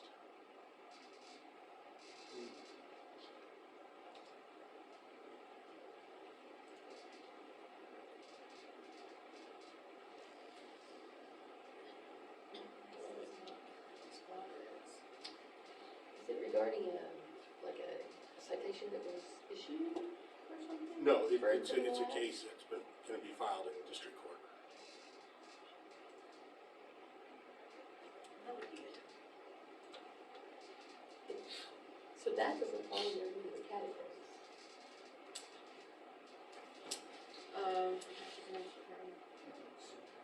Paragraph security means measures that protect against criminal acts intended to intimidate or coerce the civilian population, influence government policy by intimidation or coercion. That might fall under it. Yeah, I would I think say that's that way. exactly where we're going. Yep. Where I'm- So subsection, it's subsection B12 is the reasoning. So I guess I'll make a motion to go into executive session for 10 minutes to resume at 8:33 with, you want to apply that? Yes. Do you want me? Okay. You have to. Right? No, it's not attorney-client privilege, Well, what is it then? it's security measures. It's security measures pertaining to criminal acts intended to I'll look at it. affect But- operations. and clerk and It's just getting good. attorney. Sorry, guys. Oh, what about Leanne? Is We'll Leanne? kick you Yeah. out because of the Yeah, hat. and you're Leanne. wearing. And the So you assistant. should be asking this stuff. Who's second? Second by Caleb. All in favor? Hold on a second. Okay, we're out of executive session and nothing was to come about on our information. Okay, we'll go ahead and let you finish. So we attempted a new schedule starting May, and I said I'd do it for 2 months to see how it worked. It's been working really great on patrol side, and it's really getting us out and doing things. The one downfall is every time somebody calls to talk to me, I'm not in the office, because the only way for it to work is if I was in the rotation with everybody else as we rotate during shifts. So I'm gonna make a new schedule that it might be cutting back on where we've been, going from 6 AM to 2 AM was having multiple people out and being out. We might have to cut some of that back so I can get back into the office, because I always feel bad if somebody like Scott calls me, I'm like, well, I'm not at work right now, because I worked all night last night, but it's starting to kind of hinder us with me not being in the office during business hours as much as I should be. So I think we're gonna augment that and change that a little bit more, just to get me into the office during business hours. I don't know if Amanda's noticed, I'm not in the courthouse hardly any at all, so, because I'm working at night. So, but like I said, the only way for it to work with 6 was to have me in that rotation just along with the other officers. But that obviously is not working, and I feel like there's been a decline in the administrating and stuff. Because there might be a deputy, I might not see him for 9 days. I don't work the same shift with him, I don't cross paths with him. It's hard to supervise somebody you don't see for 9 days straight. So, like I said, I think it really worked well for patrol, and I think it's overkill to try to hire another deputy so that we can keep that schedule going. So I think we're gonna rotate that back and augment it. There might be some days where we don't have that 6 to 2 coverage for the whole county with 2 deputies out. Sometimes it might be just 1 deputy out during part of that day, so, but that's the biggest thing. So, and like that, trying to get things done, like a report for you guys and stuff like that, while trying to also be the patrolman answering calls at night. It's taking, the office stuff's taking a backseat, and that was fun for 2 months, but it's starting to build up and get behind, so I need to get back in the office during the day and do administrative stuff, so that's gonna change a little bit, starting in July. So, other than that, I think we have covered a lot of ground in the last 2 months, being fully staffed. Our response times have shortened dramatically, because we're spread out, and we have a deputy that's in the west side of the county, a deputy's in the east side of the county. At the same time, it's really increased response time, which really helped us. In the past, somebody might call and say, and there's a white Chevy pickup that's being suspicious, and it'd take us 20 minutes to get there, and of course, the white Chevy pickup's not there anymore. Now we're there in 3 minutes, and we're pulling over the vehicle, running the tag, seeing who it is, find stuff out, and to me, that's priceless. When you get to the call, while something's actually happening. So that's all I really have. Okay, anybody got any questions, Cody? Okay, do I hear a motion to accept and file the sheriff's report? So moved. Second. Moved by Larry, second by Cale, all in favor? Approved. Thanks, Cody. Thank you. Thanks, Cody. Appreciate it.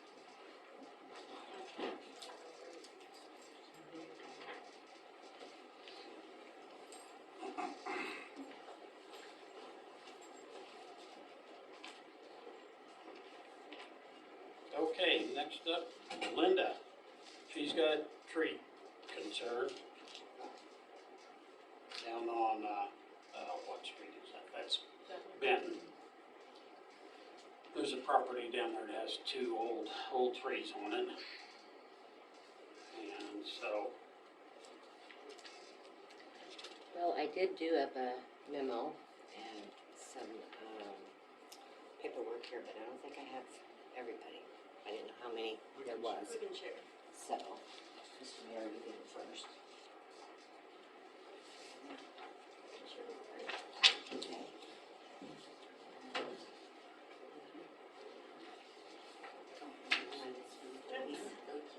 don't know how you do everything, so I was just trying to cover my bases. So thank you for hearing me out here for just a few minutes, and I won't take up much of your time. So as my memo states, of the concern is the dangerous dead trees located at 415 and 417 North Benton, and they need to be removed from the property. I do want to state that I don't recall the exact date of the windstorm. It was late April, and there was a tree branch that came down. So I called to have them come and pick it up, and then again, late May with this last rainstorm that we had, another one came down. And with that being said, I did follow up and make a call to the city office to report it, and I was asked if I'd like to come and discuss this.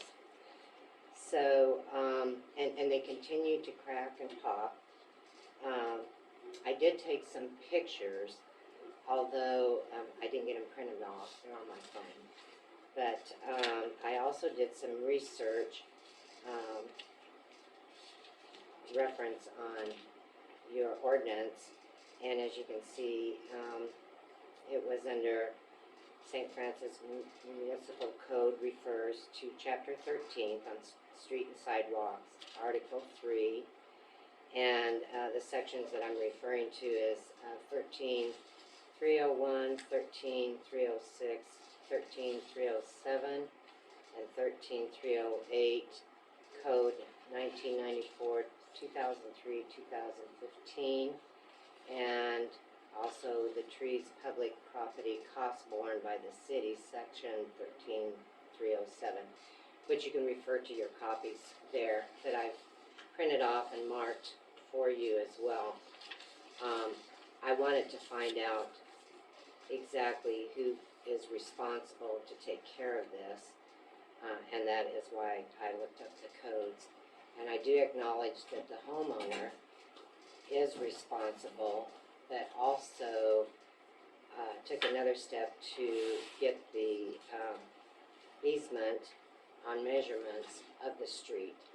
And the easement on your Exhibit A shows that it's 60 feet. I went out and measured, and it's 30 on each side. And as you can see on the easement, that those trees hang over into the street.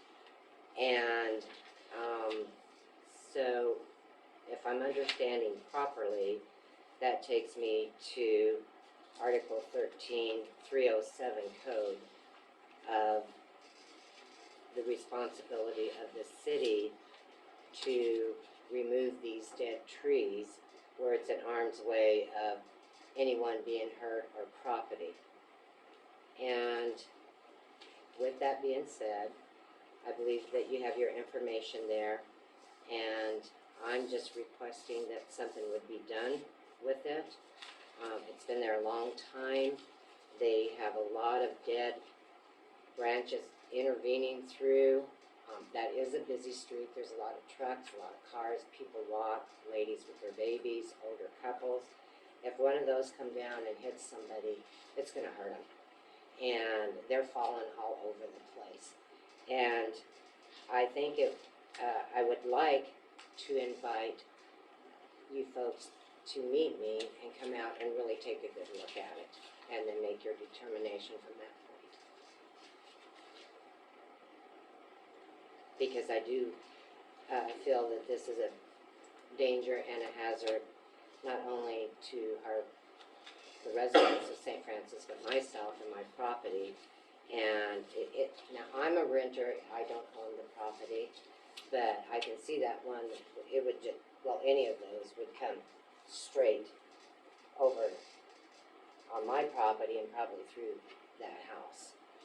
And they're bad, they're really bad. But I think to explain it best is to see if you would be willing to come out and take a good look. And I think I will leave it at that. I think I've given you the information you need and my concern, and see what you decide to do. Thank you. Thank you, appreciate coming in. Thank you, I appreciate it. Thanks, Linda. Mhm. I appreciate the packet. Thank you. Thank Well you. done. Thank you. Well, these two I didn't like their name. Yes. Those two are just totally dead. The other ones have some life in them, but they're big trees, so they probably, They're close to the house and the vehicle. I'm sorry. You said these trees are also, the perimeter is close to your house and your vehicle. Yes, well, on your easement there, if you'll take a look at that, I highlighted where the, I don't know what, that little guy icon, the yellow icon there, that's where I live. Okay. And the properties that has this is across the street. And I didn't have colored ink to do colored, so I tried to do a pen and mark things for you. And those little blue marks that I have on there, those are the trees. And as you can see, those, from the easement, you can see that they are over into the street. And that one would come way over. I do want to bring to your attention, though, to the tree. So if you look at your exhibit A, and this corner down here, and I'm real bad about my directions, but that tree is completely dead. It's dead. And the pole that's next to it there in the alley has all your electrical lines. That pole is leaning, and that's just a lightning strike waiting to happen, I'm telling you. I just fear it every time a storm comes up. And of course, our weather conditions, as they have changed, everything, that wind comes up and it's just terrible. So you might want to take a good look at that. I don't know. This is on the north edge of town. Yes. yeah, it's clear out, just as you're going out toward the grain elevators out there. There's a lot of trucks that go, I assume they're going to the grain elevator, but in the mornings and evenings, there is a lot of people, because I sit out of an evening and early morning. I work from home, so I like to get out when I get a chance. And if, like those last couple ones that came down, it came down like this. And I was actually in my front room, and I thought something on the roof had happened. And I don't know how big that guy was. He was probably about as long as this, and he was only one. But he broke in half, and a pickup was coming, and I kind of stirred him away so he wouldn't hit that and pop it, you know what I mean? But if someone was out there walking and that thing come down, it would hurt them badly. It really would. And they're just, they're a mess. You'll see if you come and look at it. But just driving by, I think if you get out of your vehicle and really look up in, you'll see, because there's all kinds of dead ones intervened, and they are cracked, and they're just waiting to go. So I'll let you folks do your work, and I thank you for your time. Appreciate it. Thank you. And I believe my phone number is there if you, or did I put my phone number on there? I have it from when you called the other day. Oh, do you? Okay. If you need anything from me or whatever, give me a holler. Okay, thank you. All right, thank you. Appreciate it.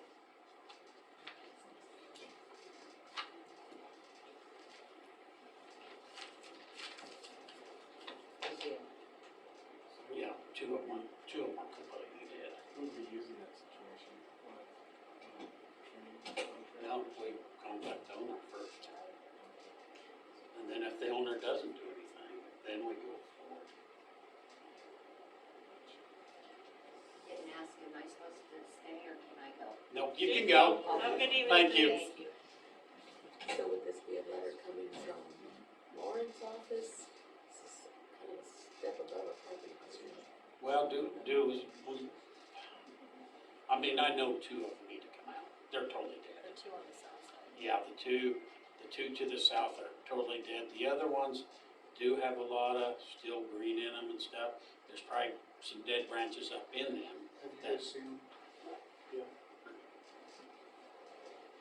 And so,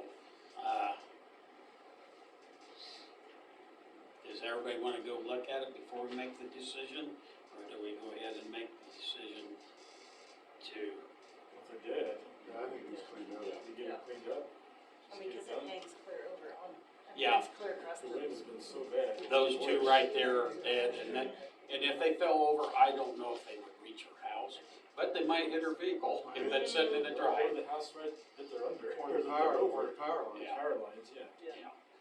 So, well, then it would probably be best if Lauren sent a letter on I'd that. like to discuss this in executive session, I can wait till the end, because I've got a couple things in executive session that I need, so can we table this, until executive session for attorney-client privilege, because I've got like 3 things. Okay.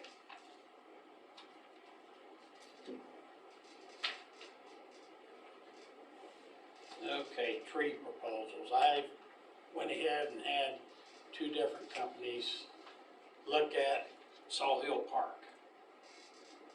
There's 5 trees that need to come out and 2, they all agree that they're diseased, they're bad enough, they need to come out. And then 2 of them be trimmed up really good.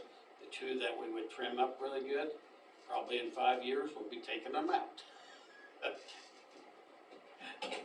But I got bids from them, and, so the SCR Tree Service out of Goodland to take out 5 trees, trim 2, is $8,900.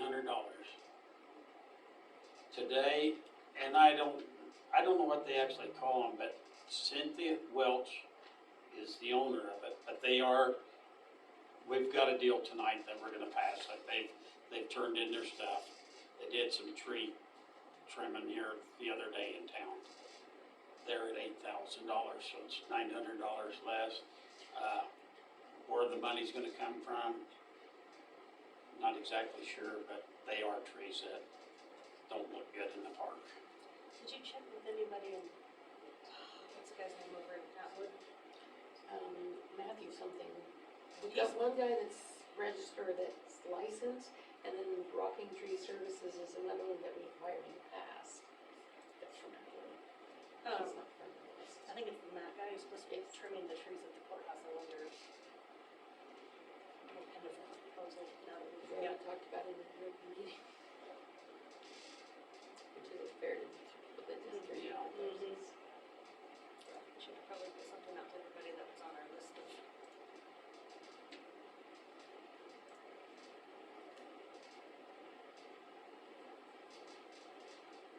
And that's the thing with tree removal, it is expensive. I just don't know anything about this new person. They've never done work up here before. I know the rule.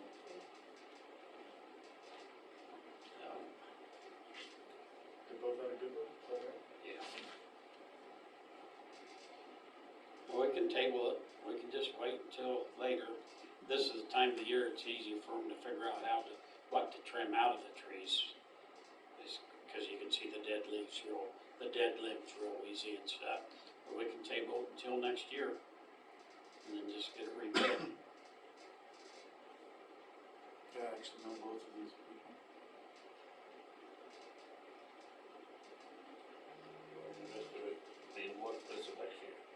What's that? It's not gonna get any cheaper. Oh, no, it's not gonna get any cheaper. I'm surprised what but there's a lot of work to it. I think the concern is not Both these advertising companies for licensed, bids. Lodge is not that. What's that? Both of these companies licensed. Yeah, they are. But I think the concern was not having advertised for bids. It was names.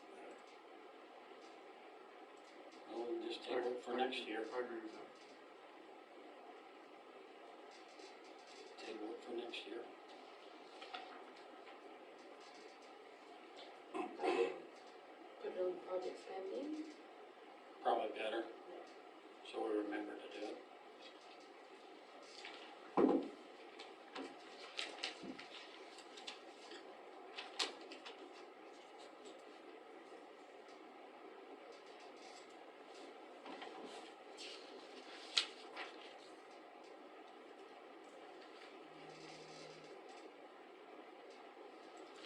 Old business.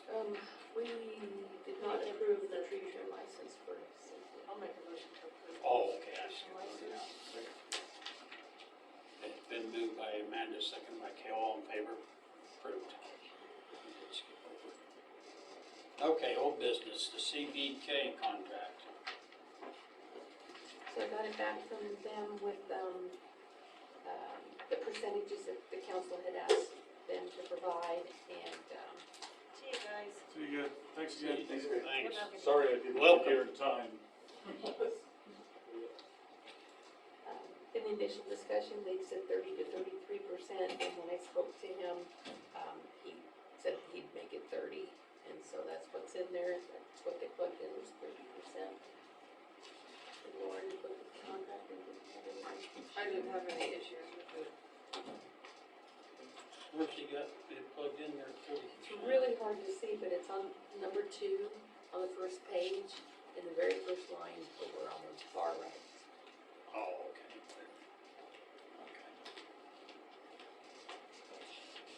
And again, we're not out anything to do this. No, we'll gain if we can get some stuff collected, so. Did I hear a motion to approve this? Second. Third. Moved by David, second by Kale, all in favor. I think there was a tie over here.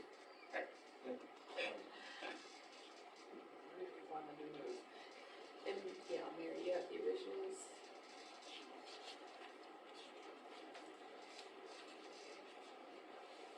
And the next part of it is, this next bullet down on the agenda is just more to this, it's a, let me find it here.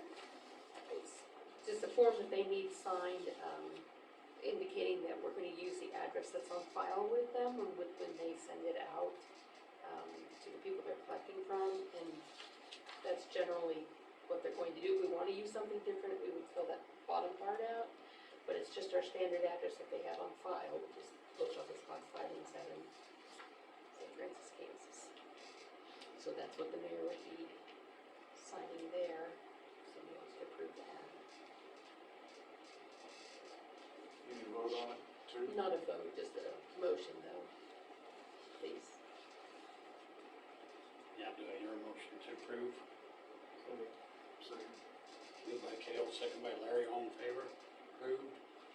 The next thing he sent was just a sample of this final statement that they would be sending to somebody, just so that you can kind of see what it's gonna look like. I guess this is after all attempts have been made,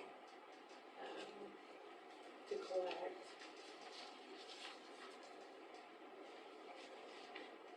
This would be resend. Wilson? Yes, I'm sorry. No, they send it on our behalf. We don't have to do any of the work. Okay. They would send that on our behalf. We did approve it with the final. Yes. I would- Well, it says though, this account is being sent to our collection agency. So, I mean, if they're But it's- sending it, it's already been turned over to the collection agencies. They're sending it on our behalf. So they're sending it as if it's coming from the city, they're sending it on our behalf, Okay, and we're giving them authority to do so, like, with that. okay. That's my understanding, does that not seem correct? Well, it seems to me, I mean, cause we don't do any of the work, they take it all over and do everything. right, I understand that, cause it says here, sample last name and from our client, sent to the debtor by CBK, so, I mean, obviously it was sent by CBK, it just seems interesting to me that states this account is being sent, rather than this account has been sent, but, I mean, I don't think anybody but an attorney is gonna. I mean, cause that's what this authorized, that thing that we just approved authorizes them to send statements, to send that final statement on the city's behalf. That's what they just Right. approved and we just signed.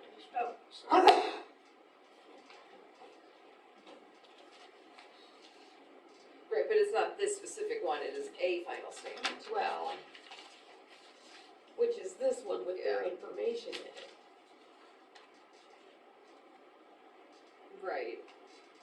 I mean, I guess I don't object to it, so they're not going to receive any notice that it's being turned over to collections until it's already been turned over to collections.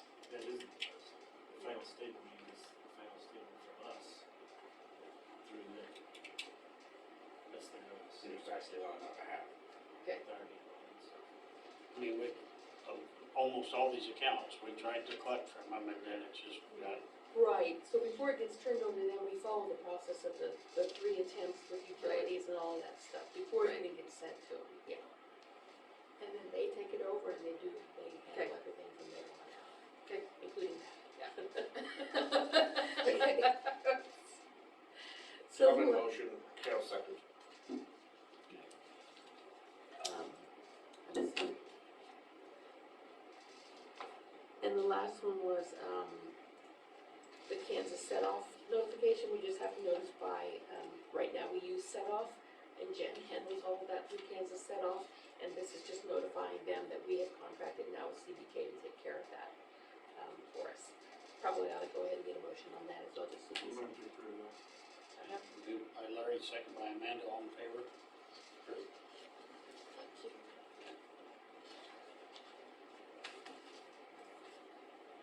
Do you want to just,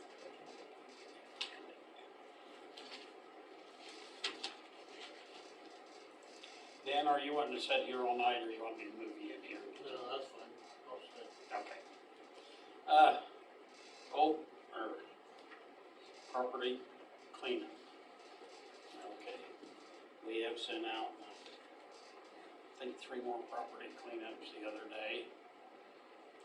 the list should be out there. I gave Jen a couple of mowing properties this morning, and there's gonna be a lot of them. I don't know how to flip it, I'm sorry, I don't know how to make a landscape one on your laptop screen. I just wanna let the council know that in my office, I've turned this process over for Leanne to take care of. And so if you have any questions on the list that she's got here, Yep. she will be able to answer that. Good luck. I'm like, please shut up. Is the top one, the top one's been abated? Has She's it doing a not? great job at it. I would not, 'cause it would. And there's some report. people getting So in this- compliance so- right away too, so, I mean, we've sent out some property cleanup, there's a couple of them have got right This is in the deadline for abatement. and Yes. doing compliance Oh, and getting yes, to it. Okay. That's correct. That And, should be the one of them I deadline. gave them Yes, extension, abatement deadline.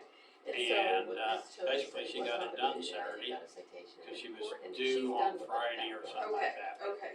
She works, and so she had So 2 other gals help her Saturday. And I Pretty think well got it she's done. Basically, she's got a And good so, spreadsheet where she's removed these out of here. Is so abated sees the taken current care of? stuff. Mm. Is that what abated means? Abated means that it's no longer a pressing issue, right? That's okay. But that, it's missing something there, where it says abatement date, that's actually the date by which it needs to be abated before it goes, Yeah, I was gets a looking ticket. at the second page. Is the 419 Washington, is that the property across the street from Western State Bank? That's your house. That's the one that got the mowing letter. No, It's it's across from your house. directly across from your house. No, Okay, well, there's one on the corner. on the corner got the big mowing letter today. Okay. To get all that mowed down. And those aren't, that's not weeds, those are trees. Oh, man. And there is someone living there? No, Okay. I don't even know who owns the property, but I gave that to Jen this morning, plus another one, On the old corner. Busby house. Oh. Those are trees that are grown this tall. The one where Doyle used to live? Is that behind Peoples? No, on the other end of It's the around block. the corner, Francis and Washington. The old John Busby house. You don't remember John Busby. Go west, on the corner to the west. Next to Paget. Oh, It's got that real nice So it's view. across the street from Western State? Yes. I know where you're at. Yep. Yeah. You got the real nice B and B there, got Western State there, that's just an eyesore right in the middle of all of it. I don't think that's the first time it's been contacted. No. The houses on up there that you're talking about, one of them is in the pond, has got there. The other one hasn't done anything, so. Did anyone see, the McCoy roof this week? Yeah. That was hanging off the side of the house. Oh, boy. On the roof. I saw it on Friday, really, it's gotten worse It since. got turned. Yeah, it's hanging off the side of the What house. was, what was the feedback we got on the McCoy property? How are we handling that?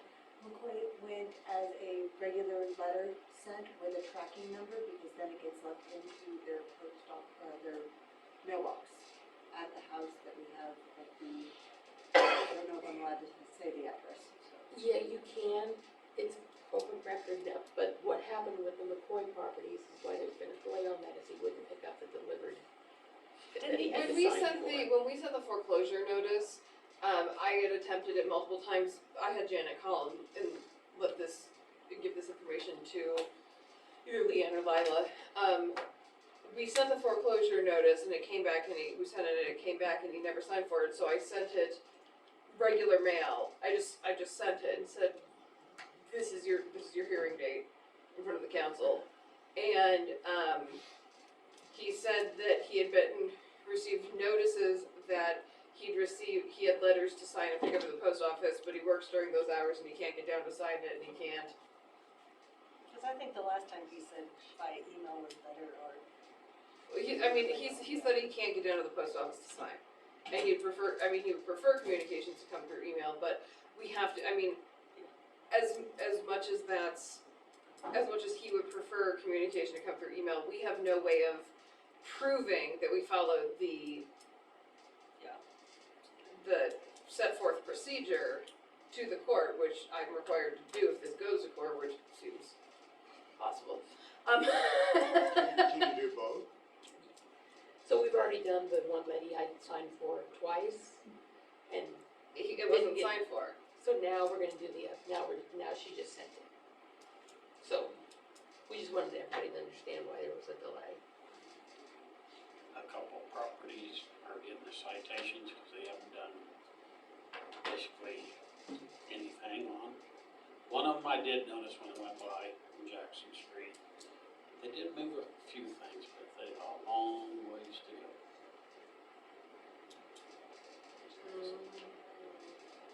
Down there?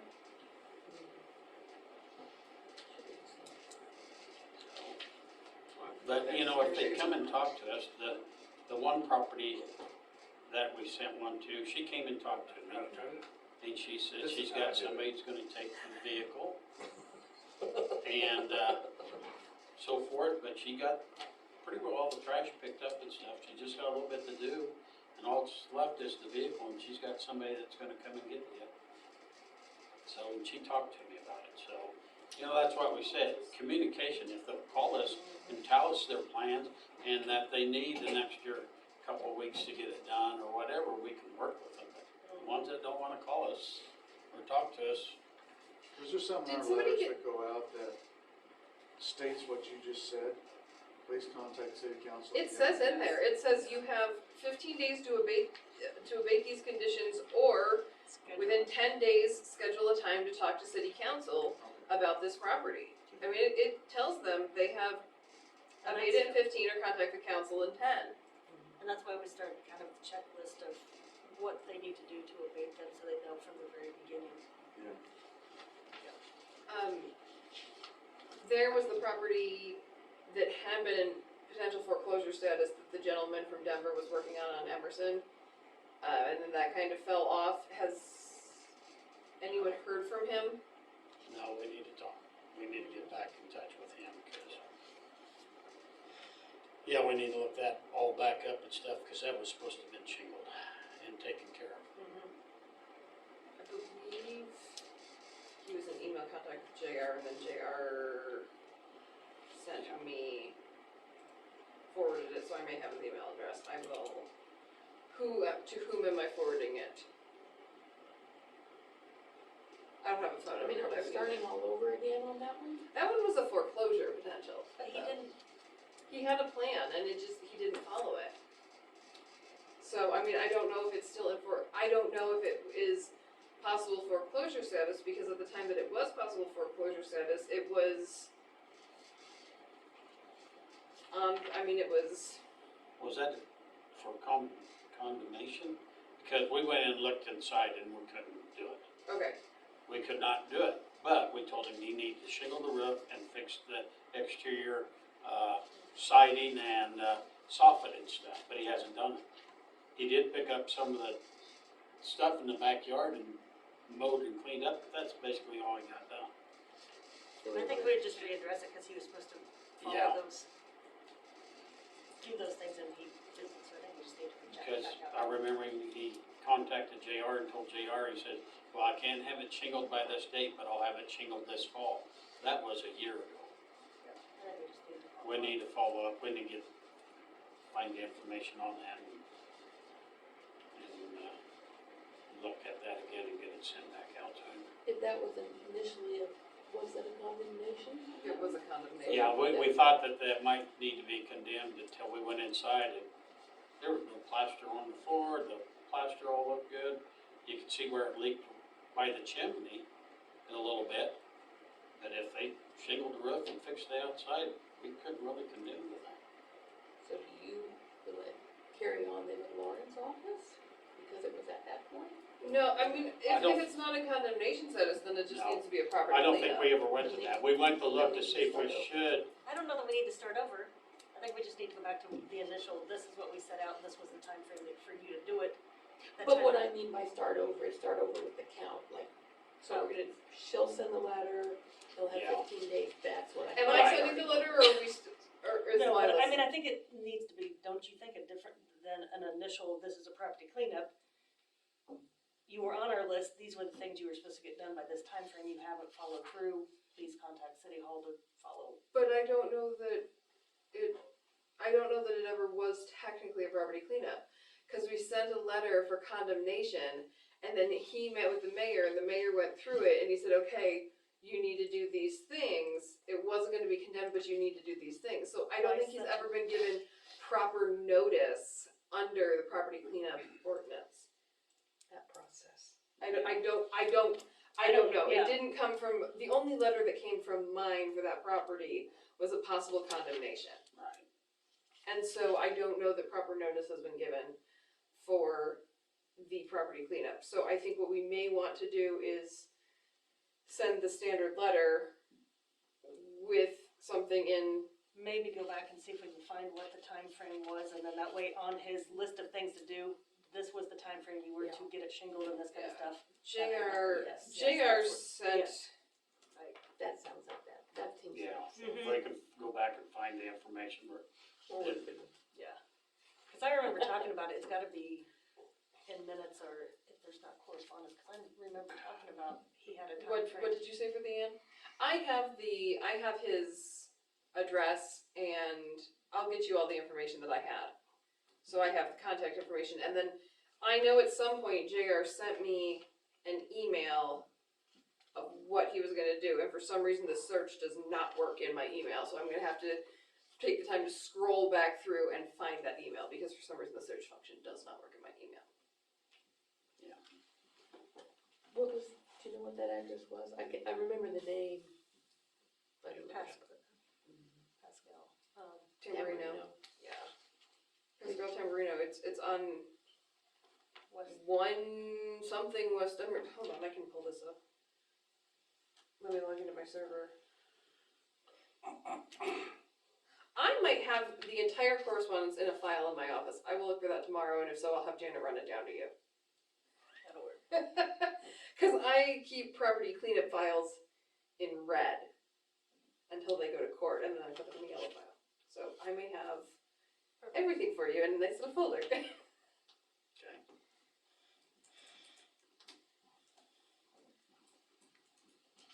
Anything else on property cleanup? I just think we should keep an eye on that property south of, Western Auction. They got the letter. Okay.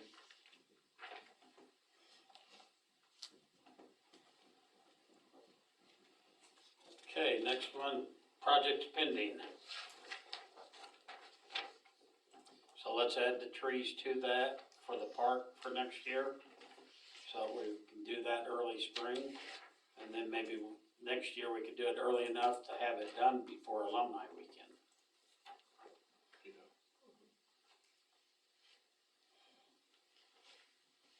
I just had a little bit of correspondence on the access road that I need discussed in executive session for attorney-client privilege. Yeah. If you wanna tack that on to whatever. That was one of my things. That's Okay. one of my 3. Okay, perfect. That's all. Another question, because I'm mad because I wasn't able to be here at that special meeting. So if I have any questions, it has to be done in the executive session. Probably, Or just how the meeting went. because it's gonna have, I mean, they can tell you it went well, it went badly. And that's all they can give you outside of executive session. Okay. On those project pending, did we, the signs up on the highway? He was here.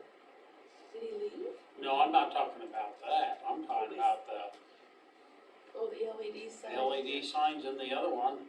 We were supposed to get stuff from him too, and JR kept calling over to Kobe and they was gonna give us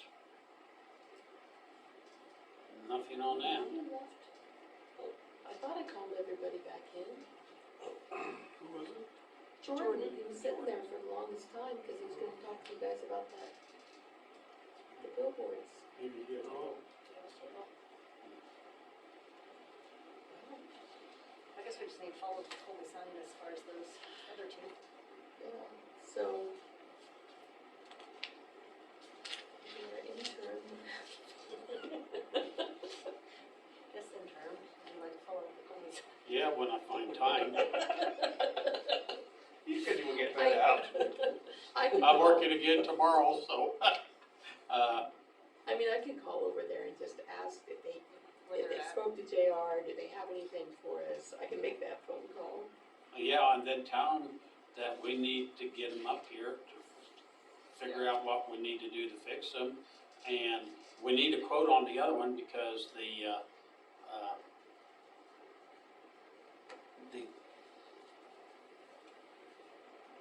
foundations want to pay for that other sign if we can get a price on it. And then get that done. So if they need a contact number, have them get a hold of either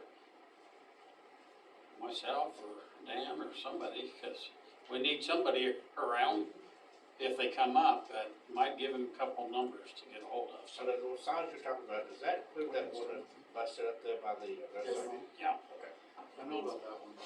What he's doing with the LED sign? Needs re- it's got a section out of it Oh. that doesn't work right. I noticed Bank West has the same issue. Yeah. So it's got a bank in there, or whatever they call it, it's gonna have to be replaced. Okay, anything else on projects pending? No. Okay. Street projects? Don't know any, you know anything more on street projects, Sam? I mean, I think everything's going forward right now. The only thing that's out there on the share, and I think I gave you the original, Scott, was just a letter that we got from, Kansas Department of Commerce regarding the recent one that just got closed out, or will get closed out. We'll have a public hearing, the first meeting in July to actually formally close that project out. So that's just a formal letter for you guys to look at. Did I give you a copy, Scott? I don't know. practically with the original, maybe it was in an book.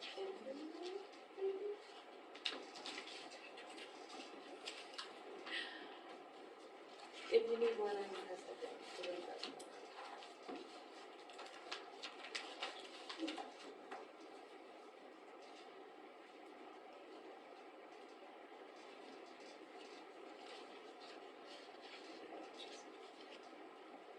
Yeah, I've got it here.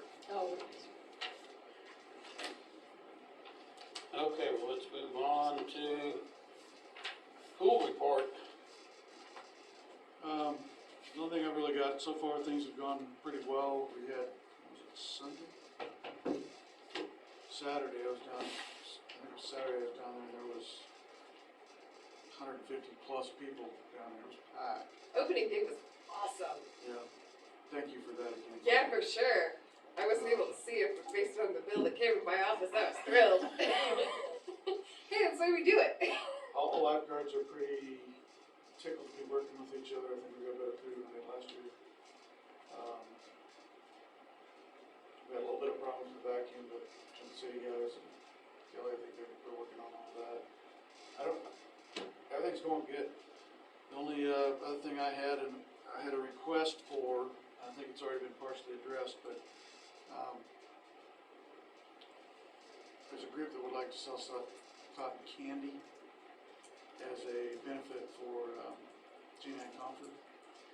And basically the way I've handled it is not on the pool property, we'll allow it to happen at the park during their concert.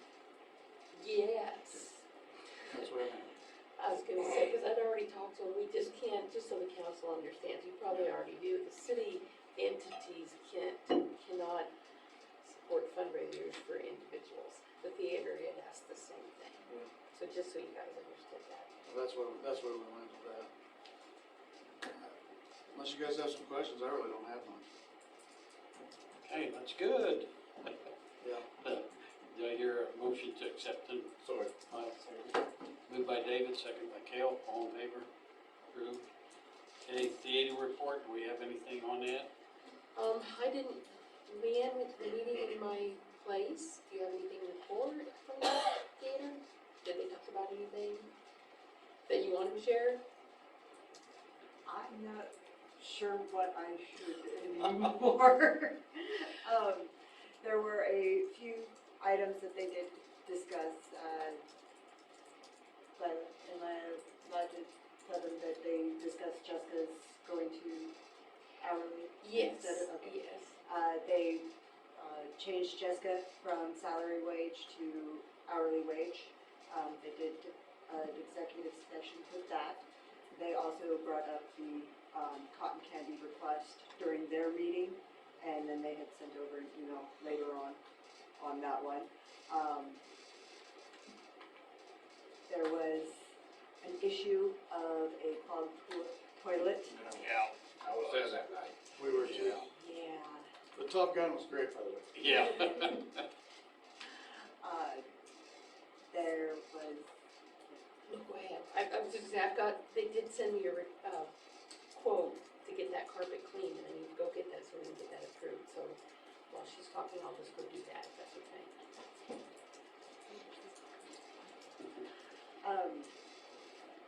there was also, mentioned because during the lovely incident of the toilet, they were needing a shop vac. Upon initial request, they were told that the city didn't have one. The city did provide one. I don't know what all was wrong with the miscommunication and all of that. Don't know. I've been taken apart from it because Jessica is my sister. But that happened. They have requested to get their own shop vac for future, if anything were to happen. They have also been informed that the council is requesting or wanting to do the renovation to the theater instead of going for new. That was basically the gist of that. Nobody cried about that. No, actually, they figured that much and then they were like, all right, so at least now we know where we're going, but they're not going to do anything else until a superintendent is put in place. That was per Robert, because they were like, if we try to do anything, there's no reason, because then we're gonna have to tell this person, and then this person, and this person, and nobody's going to know who's talking to who. Did we ascertain whether or not the phone problem, was it because of an individual or was it because of the pipes? It was because of an individual, a little boy. I don't know the age, but apparently he is about 8 or 9. Too much toilet paper. That'd be a heartbreak when you get the big one remodeled or something like that happens. And that's right when everybody's coming out I after know. that, and it just swamped You there. can't go out this way, you gotta go the other way. Yeah. But the movie was so good. I think she probably said that they found a shop vac and it was less than $500, so I told them that they could go ahead and get it. I didn't know that. Oh, I let them know that I was taken out because of the issue and the justice messenger. oh, okay. I'll say this, and we haven't been able to catch a lot of movies around town a lot, but the night we went down for Top Gun, the whole crew was great. The way they handled things, the way they communicated with people at the counters, I thought they did a great job. You know, I hadn't been in a long time, and we went last night to Jurassic Park, and the way that they stand there and say goodbye to people when they're leaving and thank them for coming, it's just, they're They're doing a good job. And they volunteer a lot for the thrift store and stuff, because of the renovation that was going to happen. There was a small issue with the shop vac, that is really an executive session, non-elected personnel discussion, but probably should happen with the board. And so at the next meeting, I will go and address it with the board. Not huge, it'll get resolved, but, if you guys need to know after the fact what's discussed, we'll talk about it after that, but I think it's something the board needs to handle. Also just handled. Yeah, it will. They got an estimate to get the carpet clean, but they only got one estimate. And I don't know, are there, So who they get it from? Service Master over in Colby? Are there other ones around? Yeah, I can get you the number that Terry uses. I wanna say it starts with a Bain, maybe. Wasn't there a Ekman? No, he's not around there. So, and here's my only concern with that is I agree, we probably need to get bids on things, but that carpet's It probably needs- gonna start stinking. It needs to. It needs to get done expeditiously.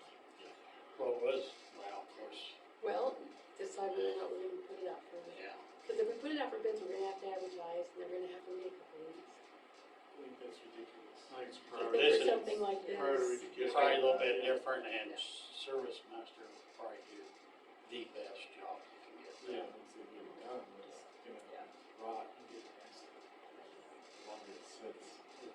And I think in our procurement policy that we have, I can't remember exactly how it's worded, but the council does have discretion to do that in these situations, so. Yeah. Okay, if you're gonna do that, the quote that we got is $684.50, so we would need a motion to approve that. Second, third, fourth. Moved by Kale, second by Larry, all in favor. Approved. Okay, anything else on the theater? I'll move to approve the theater. I'll say. Moved by Amanda, second by Larry. Oh, did they say whether, that's another thing, whether we got the AC unit yet? Go down there? You know, I haven't even gotten a quote from them on that. Yeah, we did, we were. She knows okay something. I do, I'm so sorry, I did not take notes at this meeting. Ed has the condenser. He just is trying to find time to put it in. At the same time, they want him to figure out what's going on with the one in the lobby by the concession stand, where the old light fixture was. Apparently, it's been acting up again. So you guys approved up to like $5,500, but I guess what I was saying is I haven't gotten an official Yep. quote or anything from him, so hopefully it doesn't go over that.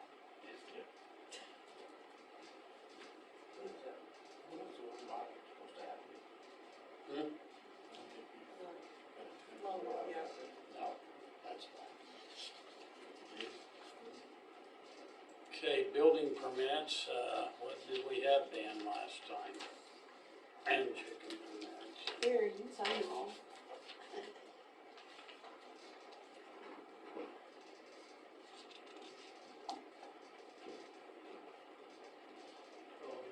Rick's front porch.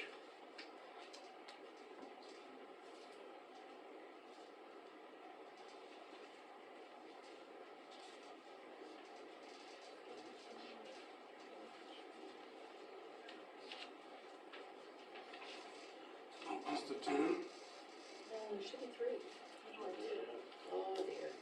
Zoe had one for the carport, Mhm. concrete, And then, Rick's front porch. In there, in Ricky's.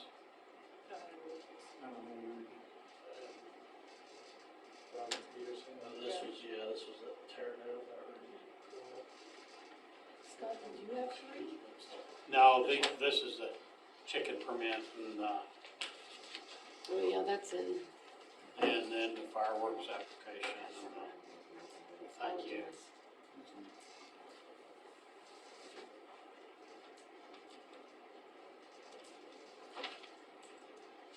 No issues with anyone, Dan? bless you. I'll move to approve. Been moved by Larry, second by Cale to approve the building permits.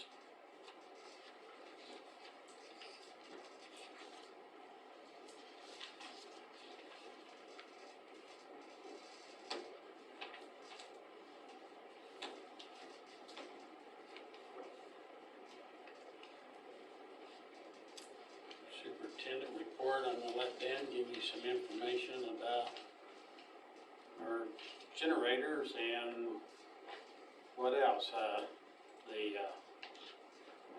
Okay.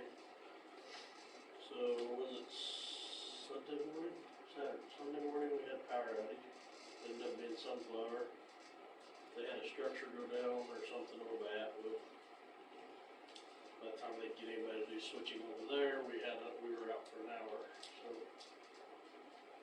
we got one generator started. Our 12 cylinder would not start. And we're gonna have to get a mechanic to look at it again. I don't even know where to start with it. But, and something else, I just brought all this stuff up because I happen to remember it all, but our 9 cylinder has a water pump leaking. And when we turn the water onto it to try to get it going in the morning, and all the seals are dried up, so it's got water leaking from more than just the water going up, because it's going off too long. But if we can get, with the 10 cylinder and the 12 cylinder, we can run our whole town. If we get the 12 cylinder fixed. But what that cost is gonna be, I don't know. I mean, it could be 10 grand to get somebody out.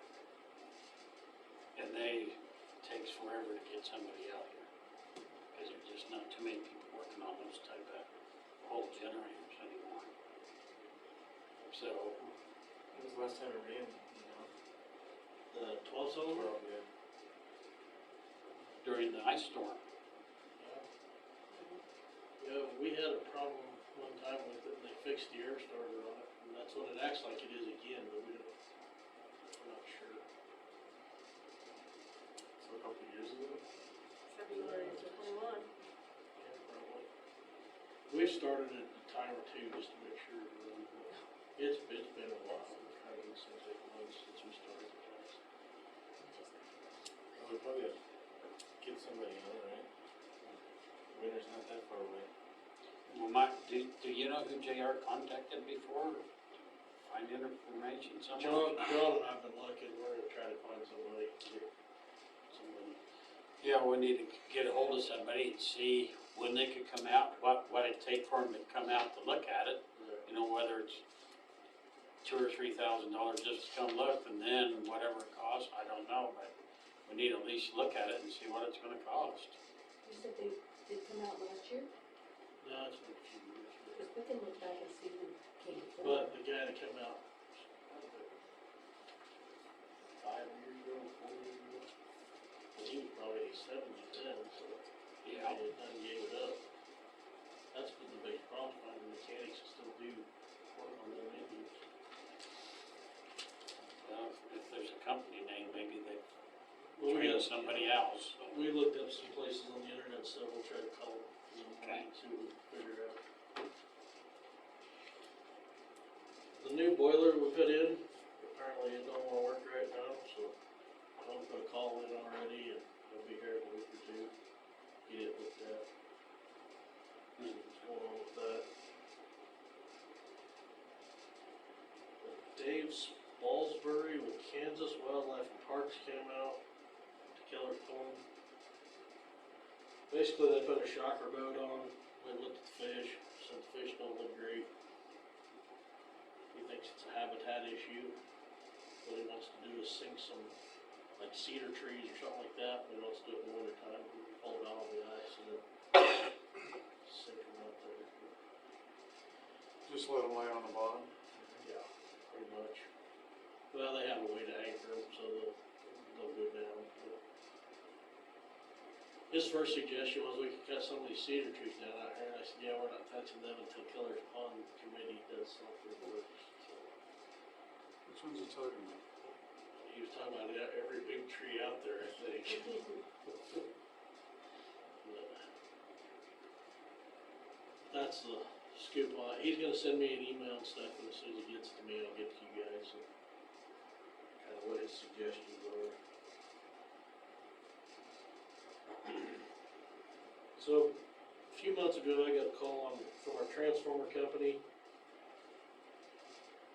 It will now take roughly 2 years if we order a transformer today for a pad mount transformer. And 1 year for a pole top. Currently, we carry no spare transformers for pad mounts. That part of that is our hospital's on a pad mount. School would be too, wouldn't it? Equity is, schools are. How much money are you talking about? School has several. So like what the hospital has now, they have 500 kVA and the voltages that they run, it's now $14,564. Does that have to be prepaid? I don't know. I don't think so, I think we have a cap. I think we have a count, but that was with TNR. I've got another company giving me a quote, see what they come in at. My same transformer before all this started was $6-8 grand. We need to get one ordered for a standby. But like the Equity has a 750 kVA, which will be the same voltages as a hospital, but a bigger transformer. It would be about 17,000 something. 17,655 for that one. And I could make either one of them work at either place if we had to for a spare, and I called the company, they said if they could find one in stock that they could rewind or recondition, we could have it in probably 30 weeks. 30 weeks? For that price?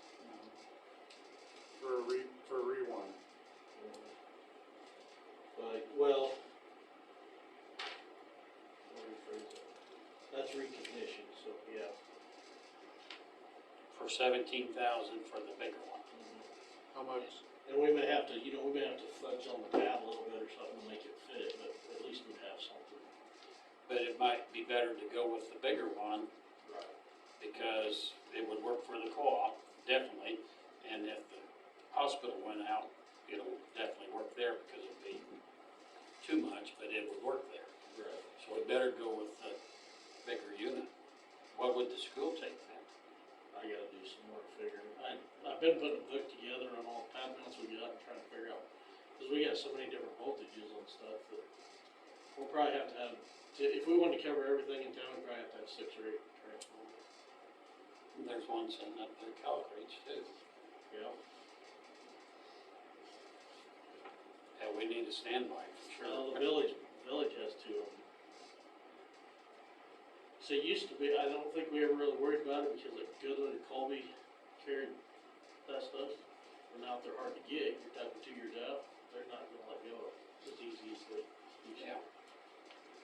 We gotta get one ordered, so as soon as you find out more information, get it back to us, so maybe at the next meeting, we can get something ordered. Okay, Just curious, Dan, does Bergland have access to that?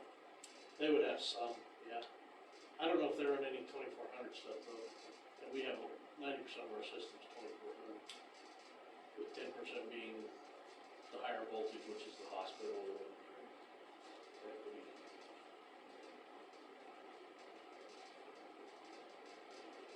The other thing I have two transformers that are, we call in the industry, we call them hot, but it's over 50 parts per million, but under 500 parts per million of PCB was. So we have to get rid of them in a different way than just a normal transformer, so I got a guy giving me a quote to get rid of them. At one time, it was like $2,000 just to get them out here to pump the oil out. So, if I get a quote, I'll get it back to you guys, let you know. 7,000, that would be a problem. It's cheap. The only other thing I have, and I don't think I told you yet, Warren's supposed to be here 15th. When? Wednesday. Oh, Wednesday. So they're gonna have a meeting at 2 o'clock if anybody wants to be there besides me. So they didn't come when they were supposed to before? No, they had other storm work tomorrow.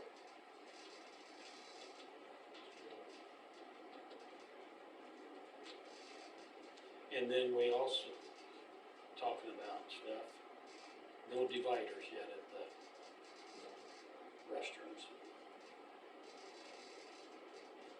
I tried to call down there and nobody answered, and I'm sure they was busy. And then I forgot to get called back down there, so I did not get to talk to them today. But so far, no dividers on any of the bathroom stalls. It was one, probably one of these. What's that? But I think it was a lot of noise. Oh, I'm sure there's no way he's gonna get to them. And I think we gotta put our foot down and say, we're gonna hire somebody else, and Dan and I talked about that Justin said he could get them put up, but then we're gonna be pulling him off of some other stuff to get them put up. And we're wondering if we should at least try to get the ones put on the stalls over here for this weekend, because of the alumni. They've always been paid for, right? Everything's been paid for, labor and everything. How do we get our money back? I don't know. He'd have to at least give us back the labor for the installation that he figured on those. But I don't know what we want, how do we wanna handle this, cause it's not getting done.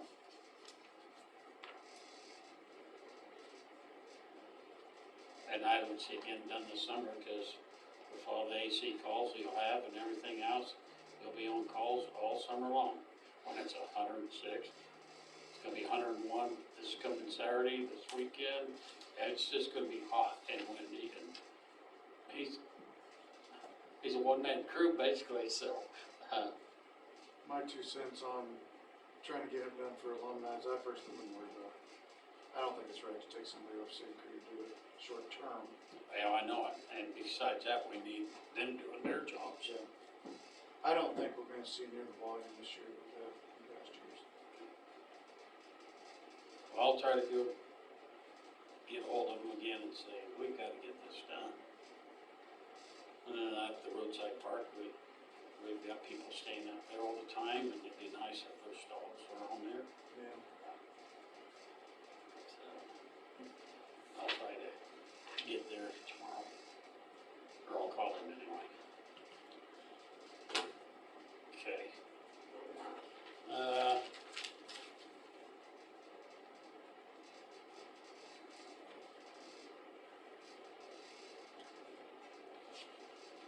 I guess while Dan's still here, I went to the crew this morning. I have had 2 fantastic comments about our city crew. Seem to be, people are noticing them, and they think they're doing more. And so, they've been doing it. And the things I've asked them to do, they've got them done. And, I've had 3 positive comments too. and then that's what I told the guys, boy, I wish these people would write something to the, to the paper so that people would realize that. And a lot of people do, but they don't say it. And I've had 2 really nice comments about the city crew. Really nice comments. So, they've been doing everything that they normally do. And, so anyway. Okay, well, I guess is pretty well it? Were you going to talk about the pool rocks? Oh, yeah, okay, up the pool. Did everybody get a copy of that? You should have one of those, Yeah, up the pool. Rock went up there, he poured that one strip through there, then he poured a little step down strip along the wall, then he left about 5 or 6 feet in between there. Right. That's not what we asked for. In the minutes, motion was made and approved for the ready mix, $7,000 to concrete the entire area. So the two rooms up here. And I know why we went that way, is because JR and I had met with Rob, and we talked about it and stuff, and by the time you tried to buy the good turf to put in there, so it won't blow around and stuff, the price of it's so high, that it was about the same price, or it was cheaper, I think, to put it to cement, and that we would worry about cutting out the cement if we ever had. The only water line that's going through there is for sprinklers. And so we figured, well, if we ever have to cut out a section to fix something, we could cut it out. So, I texted Brock here a while back, but I hadn't heard him back. Is this invoice for that work? what's that? Is this invoice I'm looking at for this work we're talking about? No, that's for the city steps up through. Okay. Yeah, the city steps out front, we Oh, had it's it, a heart attack. we had that, and actually, we never got a really, the only thing we got on that was that on the bottom of it, JR called him, and he said he would do that for $7,000 up there, and I'd already talked to Brock about that. I said, that's all supposed to be cement for $7,000. He hasn't called me back either. He said he was gonna figure out what he's got into it now. Well, it doesn't matter when, I don't know. So we're gonna have to visit with, it does look better what he's done, it's improved it, but yet we're not done with it because now we still have an area with weeds and stickers and everything are gonna grow in it, so we still gotta finish the project one way or another.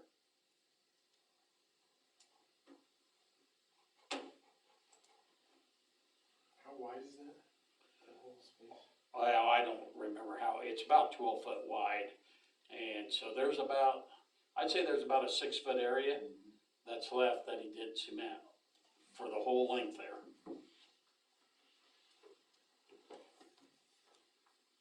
I'll try to get a hold of him again and tell him that we found it in the minutes, that we made a motion for $7,000 to be all concrete.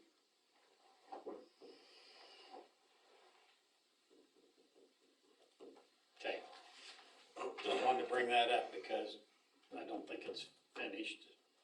Who So provided the 7,000? Who provided the 7,000 last? it's on the bottom of that estimate that we got there. JR wrote it down that it was $7,000 Okay. for the cement at the, and he was always supposed to bring us something later, and he never did. JR just wrote it down, and so we approved it at that $7,000.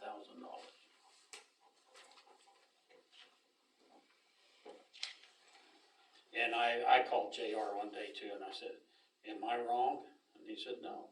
He said, we decided to put it all to cement. So, and I even told Brock to call JR, so I don't know if he called JR to confirm what JR was going to say too, so.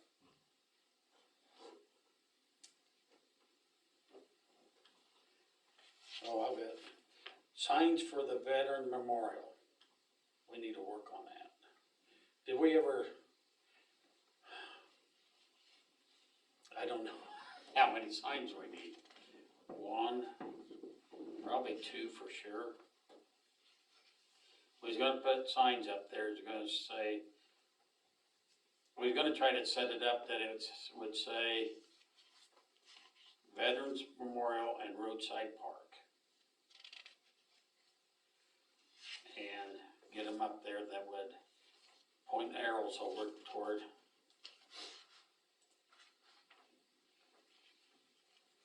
So I guess we need to work on that some more. So you're talking on the outskirts of town? Or No, right before you get there?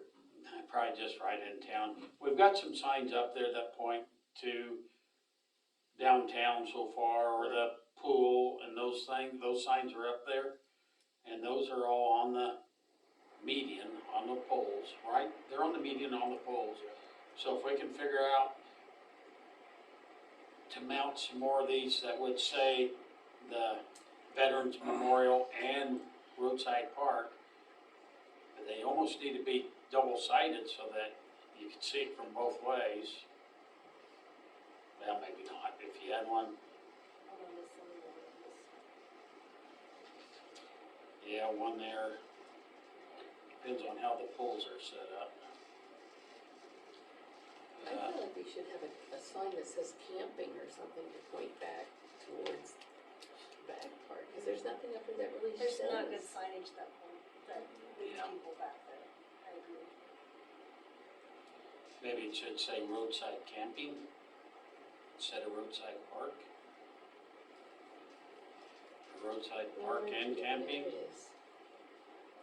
I don't know, because if you put the sign to point towards the memorial, it's not really pointing towards the camping, because. Yeah, the one would. would be down there where it would point to both. One of them wouldn't be close enough, one of them would be. We almost need the roadside park or roadside park and camping. We need two down there, so they would be on, which streets would that would be on, no streets really line up very good, do they? Well, Quincy would.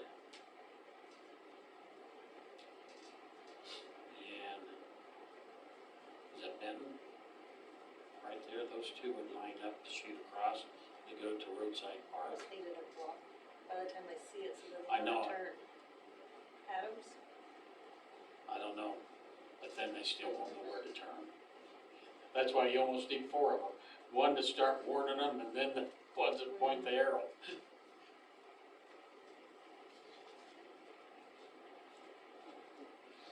Who wants to help me figure out how many signs we need, because we need to get them ordered. I can do it.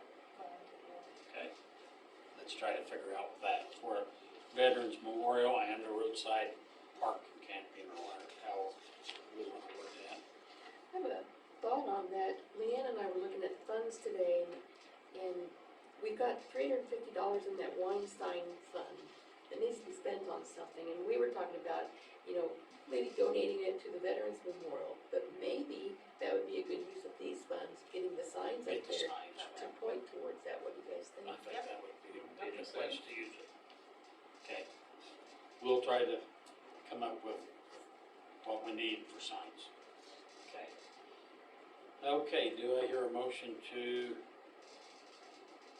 Second. approve the superintendent report? Who moved? David did. Oh, I second. David, then Amanda, all in favor? Okay, attorney report. I have submitted two additional ordinances to be revised. They're on the shared drive. The first one is ordinance 636. This is the adding of the words "or permit to be owned or harbored" to the limitation of dogs. This is so that way, in the event that a tenant is doing it, we can also cite the landowner, and maybe they will get on their tenants. So the change is the comma after harbor, and then "or permit to be owned or harbored," and comma, and then that's the only change. We did change the language in it, because it said no more than a combination of 5, and we changed that subject to the 3 of each limitation, in ordinance 630. So we're repealing 630 and using 636 to replace section 2-122. Does anyone have any questions for me on that? Do need a motion to So moved. approve that? Cindy to 6:36. Been moved by Amanda, second by Cale. All in favor? Approved. I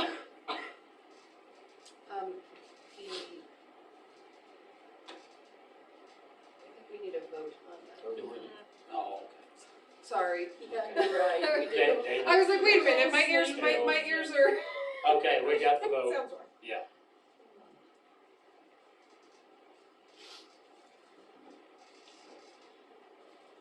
The next thing I have is ordinance number 637. This is the revision of the penalty for property cleanups. Any person found to be in violation of section 8-2, A as in alpha 08, shall upon first conviction be punished by a fine of $25, upon second conviction be punished by a fine of $50, and upon third and all subsequent convictions be punished by a fine of $100, or by imprisonment for not more than 30 days, or by both fine and such imprisonment for each offense. For the purposes of this article, a separate offense shall be deemed committed on each day during or on which such violation is permitted to exist.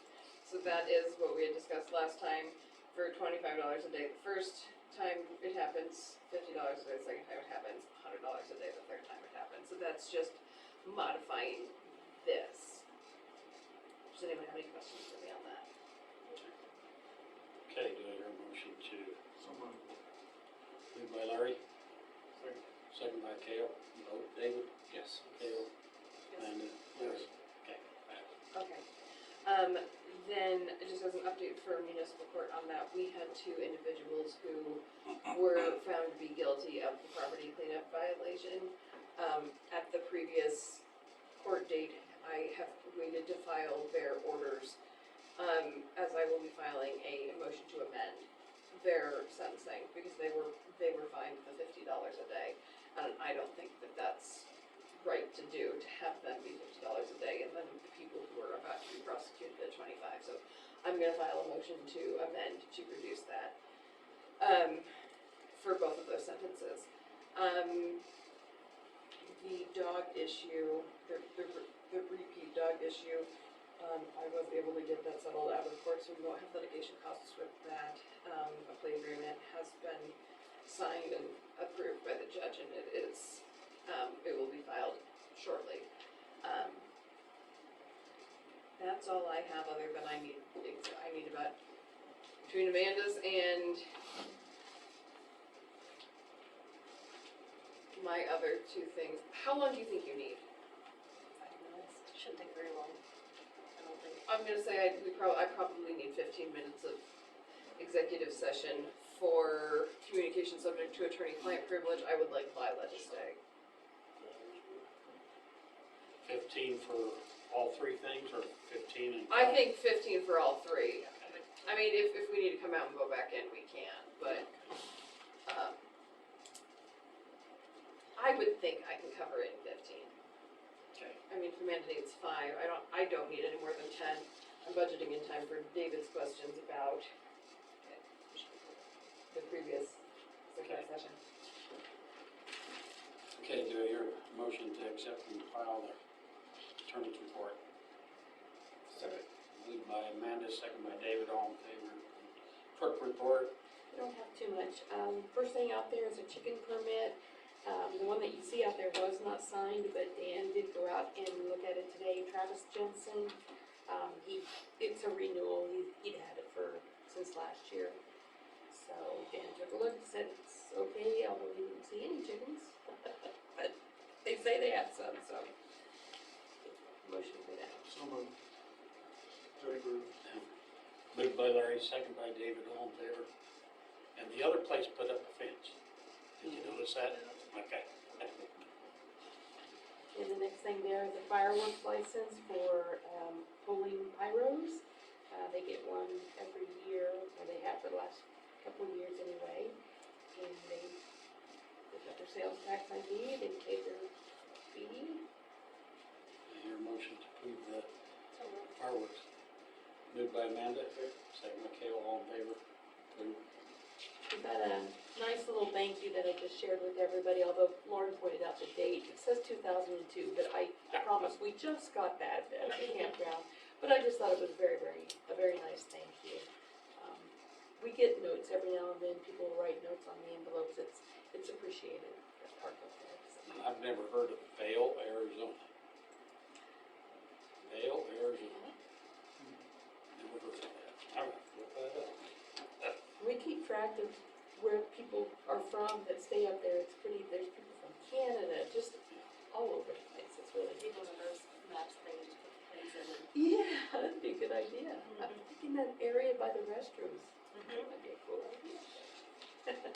Anyway, that's that. I need to let you guys know that our email that we currently have through Eagle is likely going to go away. And the reason I say that is I tried to get a new email address for Leanne, and they will not issue any new email addresses. They will still let us use the ones we have, but they're not gonna give us any new ones, which kind of implies to me that at some point they're going to stop supporting our email.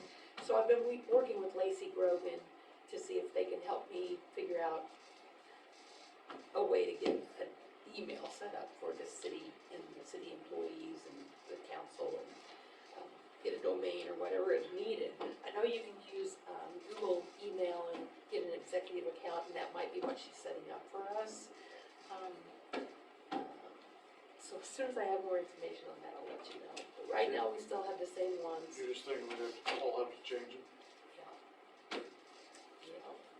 Because I think there's gonna be a point where the Eagle's just gonna not support our email anymore, and that would be really bad if I wait to that point and it's a sudden no notification thing, because they didn't notify me they weren't letting us get new ones.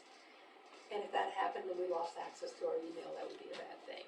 So I feel like we need to go ahead and get something set up, do a transition, so I'll let you know. Is everybody having any issues tonight with their Chromebooks? No. Okay. Very good. Also, I need to find out from the council, when we have our CDs, we had the interest that's earned from that would be divided amongst different funds, like the general fund, some went to utilities, some went to capital improvements, some could go to equipment reserve, and then there were different percentages, and I don't know, it must have been years ago when those were decided. So I need guidance from the council how you want the interest divvied up amongst the funds. You wanna find And out that's back when we got interest money. Break Yeah. up 10 cents? Yeah, it's not gonna be a lot. You could put it all in the general, you could put it all in a capital improvement or equipment reserve, whatever. I just need a decision from the council how you want that interest. I think it would be good to put in capital improvements for things that will be doing in the future. Makes sense. Instead of general, I think, put it to where we're looking forward on projects and stuff instead of, well, that's my opinion. Even if it's minimal, I think that makes sense. So we would need a The motion. motion for that. So, It's been moved by David, second by Amanda. All in favor? Approved. He wasn't here. She could take the interest that we got from our savings and we're gonna put the interest money into capital improvements. So for projects down the road, instead of just putting it in the general fund and the different funds, we're just gonna put it all in capital improvements. Okay. And the only other thing is that we need to decide on the date to do a budget workshop so we can try to narrow down some stuff. It's gonna have to happen by the end of June, in order for me to meet the deadlines that we have to meet. So this will be an initial workshop to go over things that we're gonna wanna change, gonna need to change. Probably will take about an hour. When's it work for everybody? What? I know Today's she- the 13th. I don't know, she's giving me the eye that maybe that's not correct. Oh, no, nothing about that. Oh, okay. Anyway, end of June, yeah. And our next regular meeting will be on the 27th. Yeah.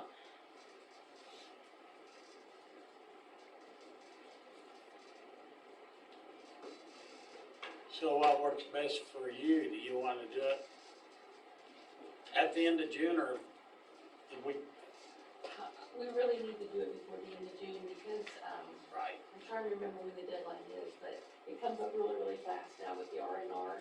We have to have decisions made pretty quickly. I think it's in July, like by the July 15th, that we have to have a decision made on our mill levy rate.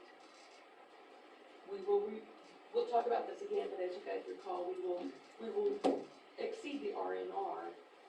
We've got to, because there's no way with inflation that we could ever run the city with the money that we had last year or this year, if that makes sense.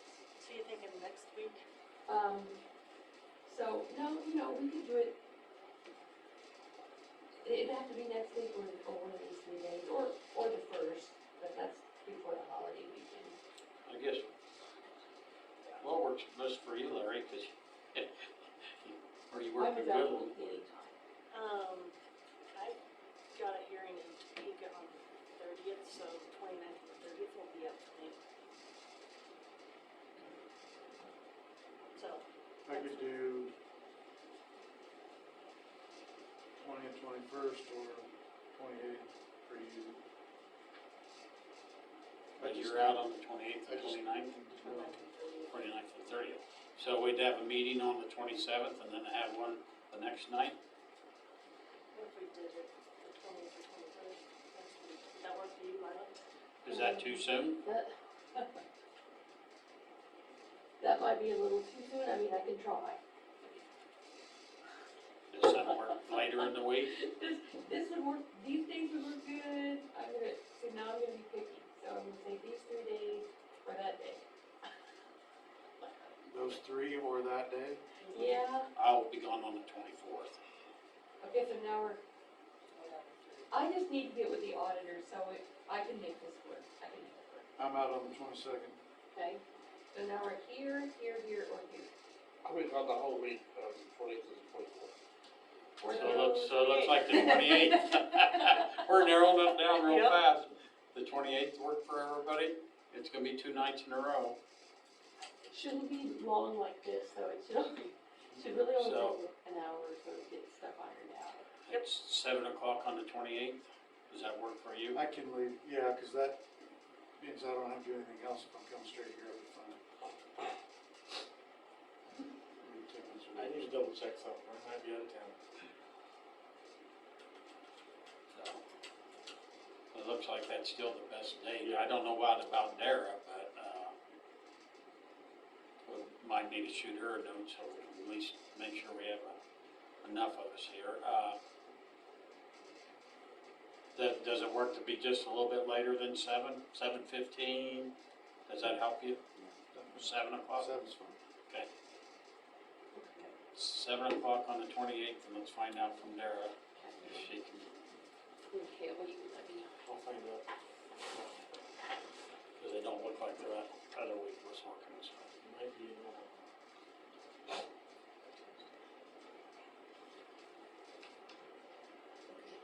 That's, all I have.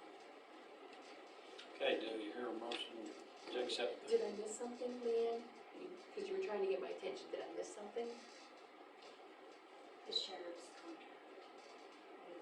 Oh, no, Right, that's why I was like, no. no. okay, it's moved by Kale, Second. second by Amanda, all in favor, approved. Okay, council comments, David? Kale? second question, well, Okay. All I had was, if anybody knew if the Riverwalk might be mowed soon. I might want to do that before the weekend. Whoever knows it. I thought that was Brock McAtee doing that. We pay him $500 a month. Is he supposed to be taking care of the Riverwalk though too? What, can't tell you. what do you mean mow? You talking about which side? Well, where you come out of the Riverwalk area towards the pond, the weeds are getting thick. On the path? On the path. Do you know if Spike's been out there to spray? I'm sorry, Mike? No, I don't, for sure. Do you care if I call Mike?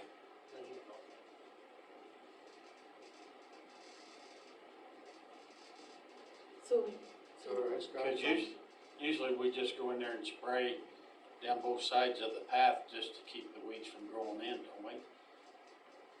Tell me. Doesn't, I was out there the other day, but I didn't doesn't realize the it. county spray some of that? Is that part of our contract with, no? Didn't they used to? Are you sure about that? No, I think our guys have taken Mike's always. the four-wheeler down there and sprayed along both sides of the deal so the weeds don't grow in on the pathway.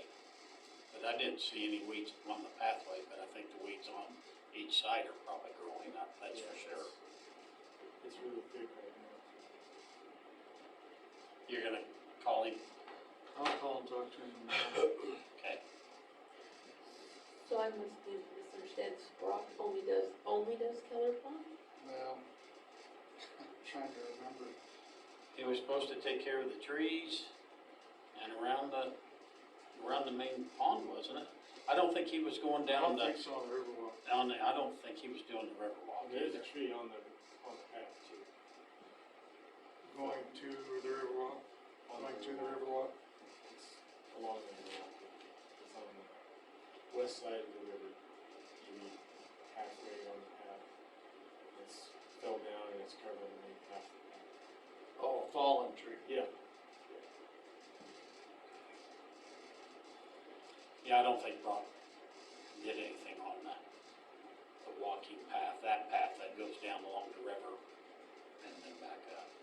But around the Keller's Pond and the trees, and what else was it? Of course, he hasn't fixed the fence yet either. Yeah, fences. I tried bending those back the other day and I got one of them bent, well, two of them bent back out of the railing. You talking about the fence at the entrance? That Where one they that got were tore down. Still. Oh, the handicap access. Right? Yeah, well, up there by where the handicap access and stuff is, yeah. That's still just all laying on the ground. Needs the new pipes put in and I wonder how we find out what the current status on that case is. we told him to fix it. Yeah, I know that. Case. Oh, the case, I don't know what's ever gonna happen to that, but we told him that for Brock to go ahead and fix it. I think he even gave us a price on it. Mm-hmm. He did. I'll mention that to Brock too.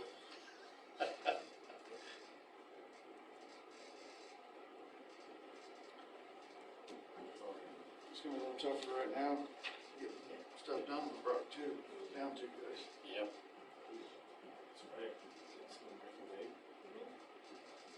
Brandon. Yeah, he's got fingers. Yeah. It's a big one shot. Amanda. I don't know anything. Larry. Just remind everybody, this alumni weekend, there's a concert Saturday night in the park from 7 to 10.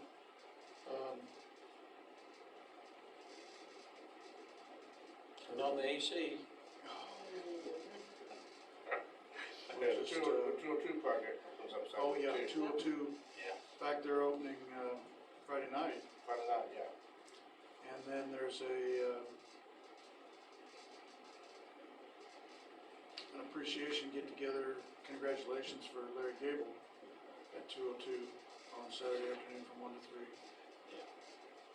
For being inducted in the Hall of Fame in wrestling. I don't think of anything else I don't think of it.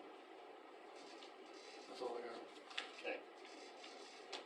And like I mentioned before, I got the good comments about the guys are working really, really well. So I thought that was a good comment. And I'm gonna need about, really isn't gonna take me long to say what I need to say, but 5 minutes on non-elected personnel. So, we wanna review the bills on ordinance 1063 real quick, and then we'll go into exec sessions.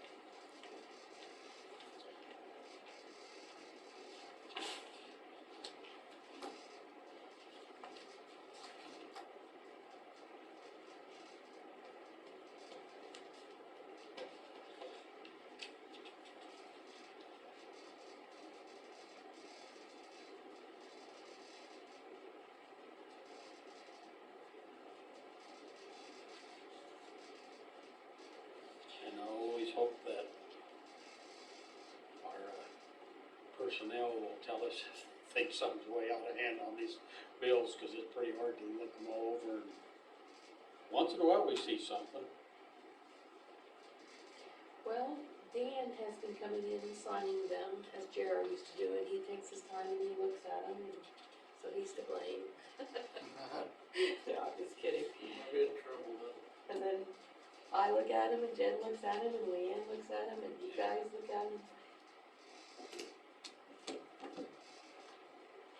And there's been a few price increases on things, because Mike has called me a couple times and said, oh my gosh, the weed killer stuff has went up really high, almost double, and this and that. You know, the guys have been calling me on different things, and not much we can do about that.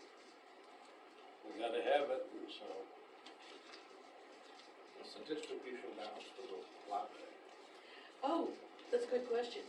So the way the library works with their funds, with the taxes that we get, so obviously we budget a year ahead, so we're just guessing on how much tax we're gonna get. And so you cannot pay them more than what the budget authority is, even if you happen to get more, property tax and stuff during that year, so it carries over to the next year. And then you try to budget a little higher that year so you can pay it out at some point. That's what that was. I don't think it was last year, I think it was the year before. We brought in more, but we couldn't pay it out because the budget authority wasn't high enough, and this year we were able to pay. There's still some in there, a balance, like $100 or stuff, that we'll have to try to budget out and be able to pay them, but that's what that is. Does that make sense? Everybody's like, yeah.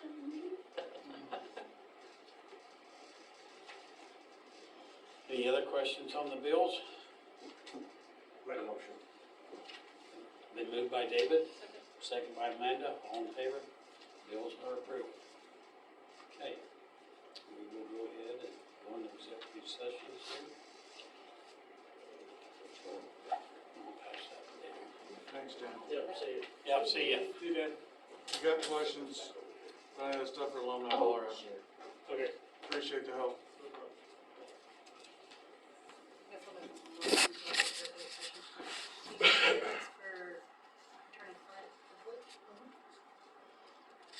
By Larry.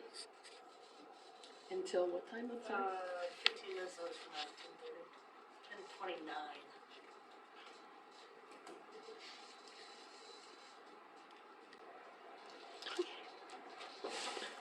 Okay.